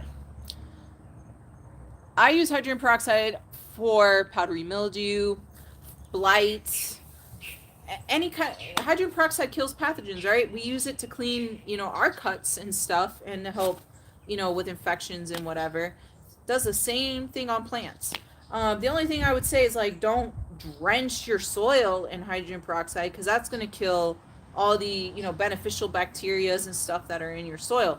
But, spray the surface of the leaves of your plants. If I get powdery mildew, I mostly get that on my squashes and stuff. Not it can happen on tomatoes, but it's not as bad on my tomatoes. Spray, your squashes with some hydrogen peroxide, and it works great. Yes, copper is a common ingredient in a lot of fungicides. I've never used copper-based stuff because I've read and people have told me that copper stays in and can build up in your soil. It doesn't break down after you spray it, so it can build up the copper levels in your soil. So that's why I personally don't like to use copper type of products.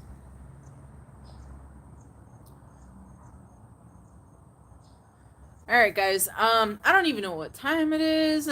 These classes are supposed to be like an hour long. My voice is getting all raspy here. I do have a question for you guys. Maybe somebody here knows. I had mentioned earlier I'm growing some Aztec spinach. Have any of you ever grown Aztec spinach? Do you know anything about it? There's not a lot of information online. I stumbled upon it because I was looking for heat tolerant greens. I'm always looking for heat tolerant greens. I decided to give it a try. Actually, let me show you what the plants look like. It looks very similar to Swiss chard. It's not spinach, like a Bloomsdale spinach or something like that, obviously. But they look so good, and I'm really excited about growing them.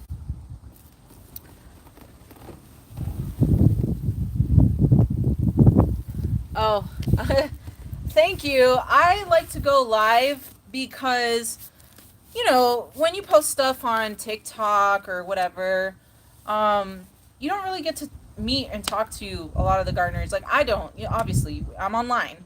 So it's nice to chat with you guys. It's the closest thing I can get to having you guys come to my garden, because trust me, a lot of people ask me, can I come tour your garden? You can't because this is my home, and just out of respect of privacy for my family, and I live in an HOA community, I don't want to get in trouble, because I don't know if they would see what I do here, if I would get in trouble. So I don't want to attract attention. So there's a lot of reasons I wish I could open up my gardens. That's my dream, to get some land without restrictions and rules and stuff, so I can have classes in person and have people come into the garden, get your hands, dirty, and feel the plants, see the vegetables. What do they look like? What you can expect? Get hands on. That is my goal. It will happen one day. I need to find property, and it's super expensive here in Florida. So, anyways, by the way, I have a sale going on my website, jarrahsgarden.com. 15% off on all seeds and plants. Usually my plants don't go on sale very often at all, because I propagate these things, and that's a lot of work. So most of the time I don't put my plants on sale, but I'm getting close to winter. I need to ship these things out because the winter snowstorms can freeze and kill plants and shipping and stuff. So I was like, let me just get these out if I can. So go check that out, and grab yourself the same things I'm growing here in my garden. Oh, thank you for your comments, guys. This is a lot of work, not just live stuff, but it's a lot of work, and no one helps me with it. So I shoot, edit everything, all my videos and everything. So what keeps me going are comments like that. You guys are learning, you're improving. Sometimes people send me pictures of their harvest from my seeds, and it literally brings me to tears of joy, because I am so happy to share something that brings me a lot of peace and happiness into my life with other people. So it means a lot. I do read all those comments and stuff, and I thank you for taking the time out of your busy days to write something nice to somebody like that.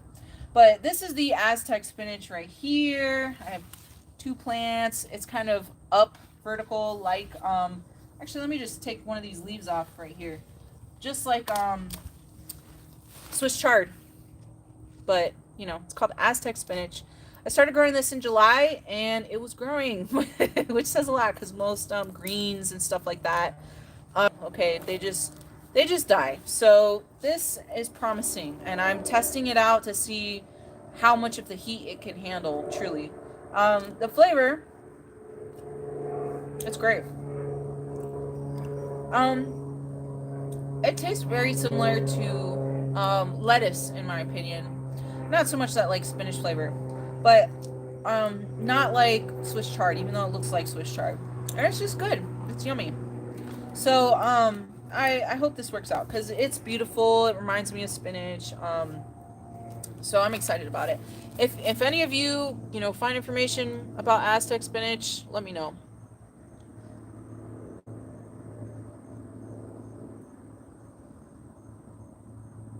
Yep, it is a lot of work. Oh, thank you. I'm so happy you're growing those Barbados cherries. Oh, cool thing. I haven't even told anyone about this. I have to make a post on TikTok or something. But Rihanna, you all know the singer Rihanna, right? She has a makeup line called Fenty. They sell. She has a lot of makeup items that are use Barbados cherry as an ingredient. Like it's a Barbados cherry lip scrub and like different products using Barbados cherry, which is really cool because you don't really see those cherries out there, that often. But her photographer, her product photographer in New York, contacted me. This was like 2 months ago, because they needed Barbados cherries for one of their product photo shoots. So they flew like the next day. They sent their assistant down to come here and pick up a whole bunch of Barbados cherries. They wanted plants and the actual fruit. The fruit, once you pick them, they don't last very long. Like they bruise real easily. They only last like a day or two sitting like in your fridge or something like that. So you can't buy them at the grocery store. They don't store well. They don't, whatever. So I had to freeze them in a very particular way for them to make sure that they would last the flight back to New York, where they would, shoot the photos for their product. So that was really really cool. I think she found me because, or well, not she, not Rihanna, but her team of people found me from probably Facebook, YouTube, since I have a Barbados cherry tutorial. But really cool. That was like one of the coolest things that's happened to me. But anyways, yeah, Barbados cherries are very delicious. It's tropical. So if you want to grow one and you're in a cold climate, you definitely have to bring it indoors during the winter. But yeah, so Aztec spinach. This right here is a giant Mayan squash because I got some seeds for different kinds of authentic Mayan vegetable crops from an old Mayan grandma. So she gave me some for a large squash here and a smaller squash over there. I don't even know the names for these things. So, it's kind of, I don't know. I'll have to try to use Google to identify the squash when they start producing. But that's really exciting. And I have Mayan corn as well and black beans that she gave me. So I'm growing all of that stuff right now, and hopefully I'll have seeds soon. Um, Oh, sorry, I missed the other part of your Barbados cherry question. It's already got new growth and it's trying to make blossoms. Should I pinch the blossoms off? Um, I don't know. It's up to you. It's not a huge fruiting plant like, a mango or something. I would say, yeah, if it's a young plant, remove that because it's just going to take energy away from the tree to focus on just growing really big. But the Barbados cherry is kind of a different type of fruiting crop. It's smaller. I would leave it. Just leave it. And if it produces a couple cherries for you, then that's great. Oh, the tree is doing poorly. The bottom leaves are black and a lot are yellowing. I'm gonna. My first guess is that you're overwatering, especially with the yellowing leaves and all that. That sounds like overwatering to me. If I were you, I would make sure you're growing it in some soil that is very well draining, like a light, fluffy potting mix. You might want to change out the soil altogether. Make sure it's getting full sun, that soil is drying out in between watering, and see if that helps improve the situation. Because that sounds like it's just rotting from overwatering. Um, What is the other kind of cilantro called that you're selling? Oh, the papalo. I don't have plants for papalo, but it is something that I'm thinking of starting to do because they are a little hard to germinate from seeds. So I put a lot of seeds in each packet that I sell. So papalo is a very common herb, especially in Mexico. So it comes from South America. It's native to South America. Cilantro is native to the Mediterranean and China and was introduced to South America from the Spanish conquistadors. So papalo tastes just like cilantro, in my opinion, but it doesn't give you that soapy flavor taste. If you're one of those people that when you eat cilantro, it tastes like soap. I'm not one of those people, but that's how I stumbled across it. People said it was a great substitute for cilantro without giving that soapy type of flavor. And it smells like cilantro. The leaves are more delicate looking, in my opinion, but and the plants get real big and bushy. And the best part is it survives the summer. It likes the heat, whereas cilantro doesn't. I can only grow cilantro right now during fall and like winter, but as soon as any kind of like warmth comes, they start bolting. But papalo grew my entire summer into huge, massive bushes. So it is now something that I added to my list of crops and stuff and herbs that you can grow during the summer, especially if you live in a hot climate. But yeah, I love it. So I have to go every morning and harvest whatever seeds. The flowers, they bloom and they open up and it kind of looks like a dandelion when the flower like opens up and all the seeds start like falling with the wind and that kind of thing. They open up, so I try to like harvest them in the morning before they scatter around. They look like marigold seeds though. So you want to gently scratch them into the surface of the soil. They need a lot of light to germinate, so you don't want to cover them up completely with soil. And I'm also doing a YouTube video tutorial on how to grow papalo from seed. And I put a lot of seed in the packets because they are kind of hard to germinate. So just to give you more opportunity to get a couple plants.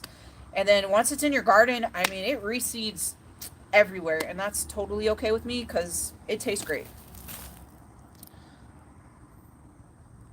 I have to know what Barbados cherries are. Sounds awesome. I'm 2 minutes behind because I had to pause.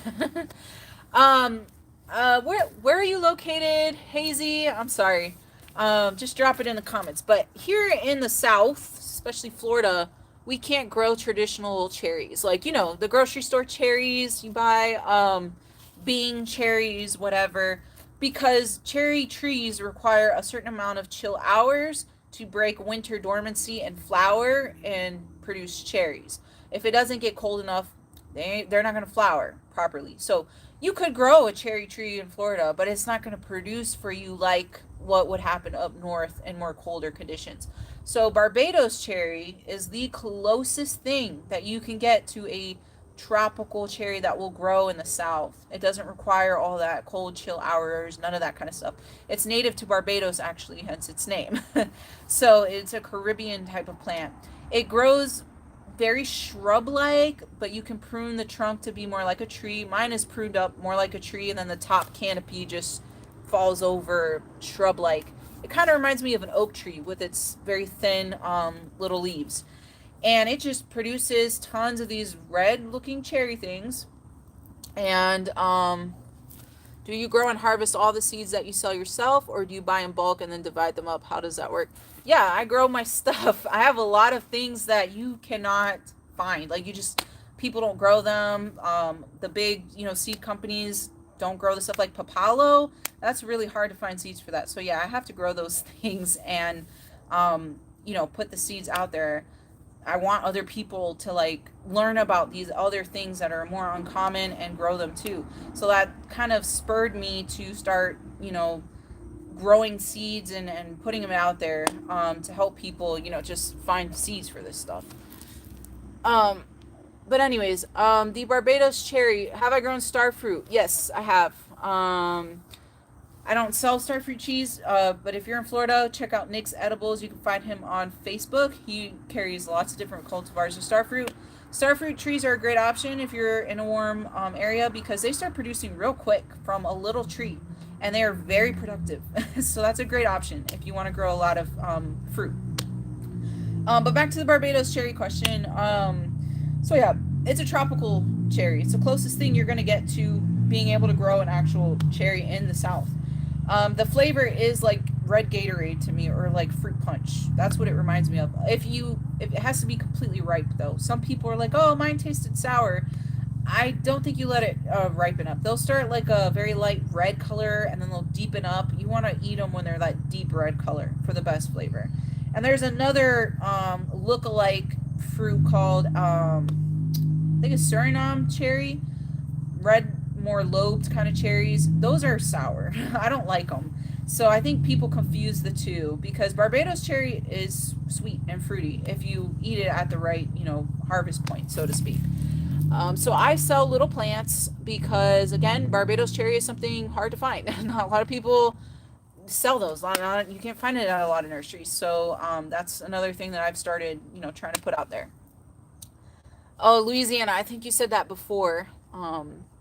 But yeah, you can't grow cherries, so you might want to try growing Barbados cherry, your zone 9. It will survive your winter there just fine. So I only have a couple plants left though of that, if anything. I am currently repropagating a whole bunch of stuff. So, but it's gonna take months.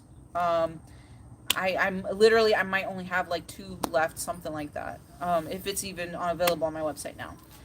But okay, and then right here behind this Aztec spinach, I'm growing Molokia. Molokia is another really heat tolerant green. I do not recommend that you just start growing this now, even if you're in a warm climate. Well, like you zone 10 people, yeah, you can still grow Molokia. This is more well known in the Mediterranean, Arabic countries, stuff like that, Egypt. There's a soup that uses this as the main ingredient. I have yet to try that soup. I need to go find a good Egyptian restaurant that makes it. But this tastes great. It's got kind of like an umami-ness to it, or a nuttiness. But this is you want to eat the tender leaves, just throw it into your salads. You can cook with it, make soup with it, whatever.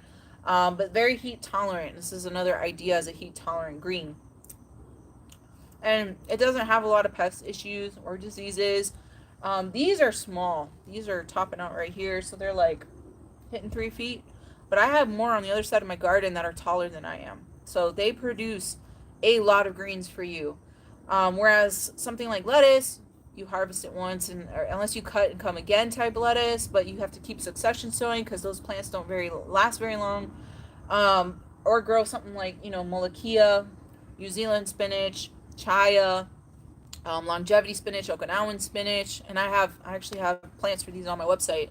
Or South Sea salad tree, stuff like that, that will provide greens for you, survive the summer heat, but provide, greens over a long period of time. So I will be doing a video on all the different greens that I grow, kind of recapping the taste and flavor and differences between them. Somebody gave me that idea, one of my viewers actually, so I just got to get around to it. But I have so many ideas for different videos right now, and I'm working my way, through them all. So eventually it'll be there. But great option right here. Beautiful, nice green tree. It produces tons of seed. Here's a seed pod. It's not ready yet. It's still green. But yeah, and in my garden, it reseeds at this point. So, and that's fine with me. But yeah, I'm gonna wrap up. I don't know how long I've been talking. Actually, you know what? It shows me 2 hours. I've been here for 2 hours. This is probably the longest class I've done. I guess I've had some good students today with good questions and stuff. But let me just answer the last bit of questions here and wrap this up.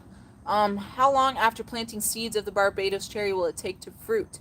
Barbados cherry we don't propagate it from seed, because the germination of the germination rates are really low. Like, it's really hard to get them to germinate from seed. So I take cuttings and I have to root those cuttings, and that takes months. But yeah, I have plants. They're starter plants. And I do that on purpose because I'm trying to make it affordable for people to collect and add different kinds of edibles to your garden. And it makes shipping easier, less expensive, obviously, on a smaller plant than something bigger. So that's why I have a lot of smaller starter size plants for you all. So they're about this big or something like that. If you plant it and take care of it, grow it in ideal growing conditions, it'll probably start fruiting for you really well at the 2 year mark. Okay, they grow pretty fast. And for something like in terms of fruit trees and stuff, that's really quick fruiting. 2 years, that's really quick fruiting. From starting from a little propagated thing, unless it was grafted, because grafting shaves off some of that time, but you don't have to graft Barbados cherries. So estimate about 2 years, and they just fruit nonstop, like during the warm season. So as soon as it starts warming up here in my garden, and every time it rains, it like triggers it to just put on a new flush, put on another flush, another flush. So I've harvested like, I don't know, starting in March maybe or something, and I'm still harvesting now. Just flushes after flush. So really productive. And I love my Barbados cherry. If you didn't know, just 2 or 3 Barbados cherries is like all the vitamin C requirement you need, daily vitamin C requirement. So, very nutritious, and it is considered a superfood. Um, okay, I answered your questions. Hello. Oh, Drew. um, I was just talking to people about you because the issues you were having with your tomato plants. I was talking with them through email. She was having issues with all the rains, making the tomato plants have blight, and I was going through the same thing. My plants are cleaning up. I haven't even sprayed yet with the other treatment I recommended to you. I kept going with the hydrogen peroxide like every other day throughout that rainy period. And literally the black lesions on the stems and stuff are gone. Like it cleaned them off. They're gone. My tomatoes look great again. I didn't even get to the point of spraying with the Monterey stuff yet. So hopefully you are seeing results too, or just increase the frequency of spraying that hydrogen peroxide, and it should clear it up. But I gotta wrap this up, guys. Thank you so much for spending time with me today. This will be uploaded to my YouTube channel in a few minutes, and I'm gonna send out an email with recapping, any products I may have mentioned or whatever stuff. So you guys have that as a resource list. If you're not on my email group, you can find the link. I will put it in the description to this video when it uploads in a few minutes, or you can go to my website, and at the top there's different tabs for things, and there's one that says email newsletter group, and my website is jarasgarden.com. So add your email there. You guys are the first to know about any restock items, because there's a lot of things that I have that sell out literally in minutes of me telling people that it's available. So the first people to know, especially about the shampoo ginger, if you're waiting for that, will be those that are part of my email thing. And anytime I have classes, dates, times, you guys are the first to find out. So make sure you subscribe to my email group. And thank you so much. Thank you for hanging out with me tonight. I don't know when I'll do the next class. Oh, you're in Louisiana. I'm so sorry. There's a couple states I can't ship plants to: California, Louisiana, Texas, Arizona, because they don't want plants coming into their state from Florida nurseries, because of our nematode issue. They don't want that to spread. Totally understandable. I've been a nursery for 2 years, and I just finally got somebody from the state to come and test my garden to see if I passed the nematode clearance thing, and then I can start shipping to everybody. Okay. So it took forever to get someone out here to do that test. I am still waiting on the results. So I should be getting that very soon. Hopefully I passed. And I'll be able to ship to all of you guys. Okay. So I'm so sorry. That sucks. I'm so sorry. You're in Arizona. Yeah. Arizona is one of those states. And unfortunately, for those of you in California, even when I passed my nematode inspection thing, you guys just have so many restrictions and things. Like, for example, they don't want people shipping coffee plants into California. Why? Why coffee plants? I don't know. So I might just never be able to ship to California because there's so much involved with that. But anyways, that is the reasoning why there's certain states I cannot ship to. So I'm so sorry. But follow me, because I'm going to get the results of those tests very soon. And if I clear, it'll open up shipping to all the rest of you. So Yeah, me too. So, thank you so much again, guys. I'm gonna go. I don't know when I'm gonna do the next class. It'll probably be about planting strawberries, maybe potatoes. It just depends what's the next thing that I have, that I'm gonna be planting to show you guys. So again, the email group is the best thing so that you guys become aware. Like I literally don't know when I'm gonna do a class until a couple days before it's time to do the class. So, anyways, thank you so much. Happy gardening, guys, and thank you again for spending your night with me.